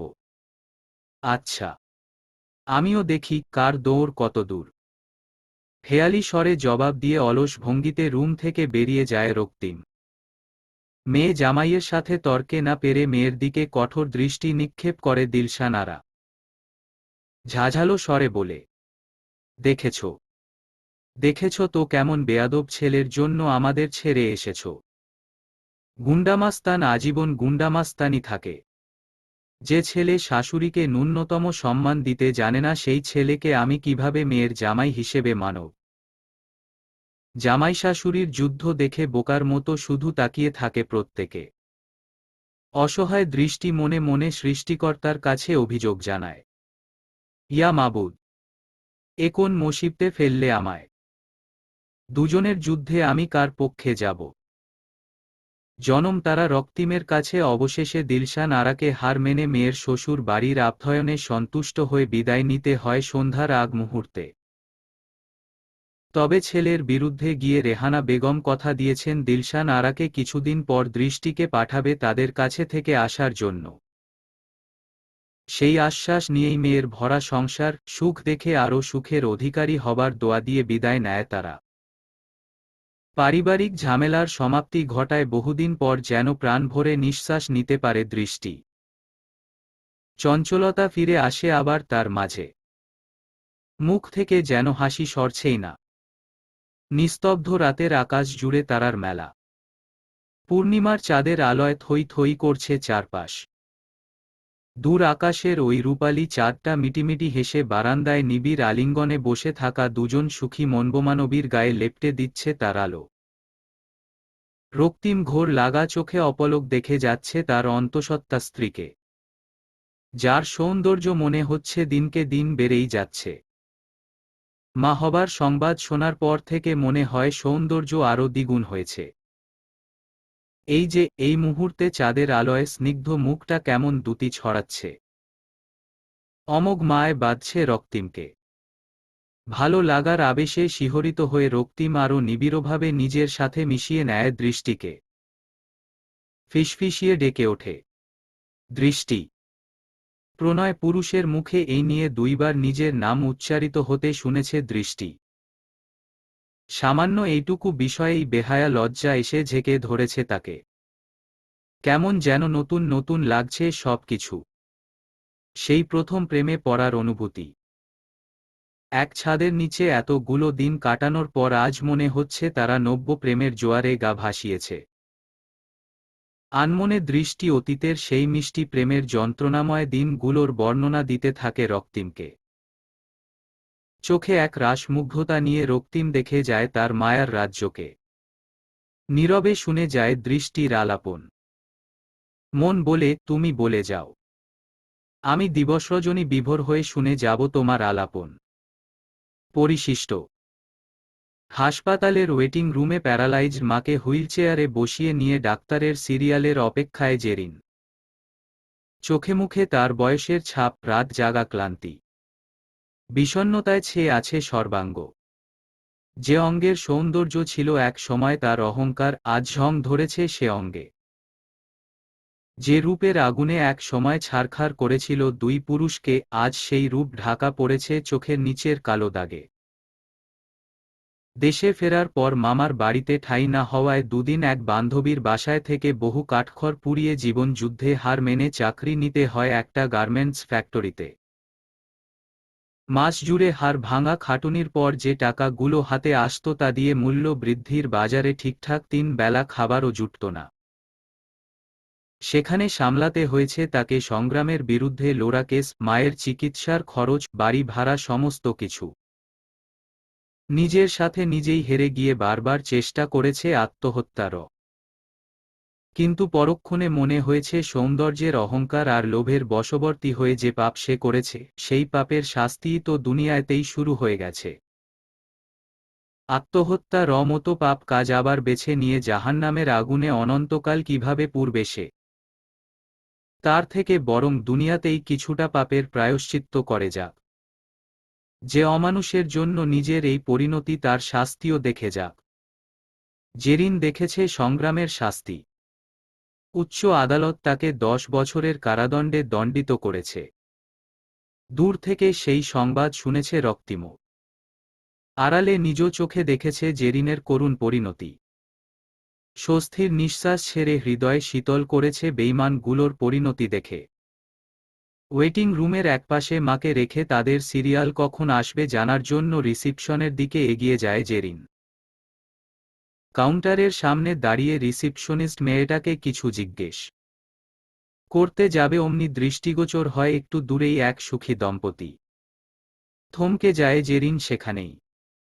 জমে যায় বরফের মতো। অতীতে তুচ্ছতাচ্ছিল্য করে ভেঙ্গে গুড়িয়ে দেওয়া রক্তিম শিকদার আজ কতটা সুখী। কি সুন্দর হাসি মুখে নিজের অন্তঃসত্ত্বা স্ত্রীকে আগলে ধরে নিয়ে যাচ্ছে। হয়তো ডাক্তার দেখাতে এসেছিল। এই সুন্দর চোখ শীতল করা দৃশ্যটা তো জেরিনের বেলাতেও হতে পারত। দৃষ্টির জায়গায় থাকতে পারত সেও। ভাগ্য ফেরে আজ সব হারাল। নিঃস্ব করতে গিয়ে পরিপূর্ণতা দিল রক্তিমকে। নিজে ডুবে মরল দুঃখের সাগরে। নিজ কর্মে হারিয়ে ফেলা যক্ষের ধনটাকে আজ অন্য একটা মেয়ের সাথে এত সুখী দেখে পুড়ে যাচ্ছে অন্তর। তবুও কিছুই করার নেই। পাপের বোঝা ভারী করতে চায় না আর। তাই পাপী নজরটা সরিয়ে এনে বহু কষ্টে সৃষ্টিকর্তার কাছে আরজি জানায়, হে খোদা, ভালো রেখো ওদের। সমাপ্ত। গল্প দৃষ্টির আলাপন। কলমে আদোয়াই বসার। অন্তিম পর্ব।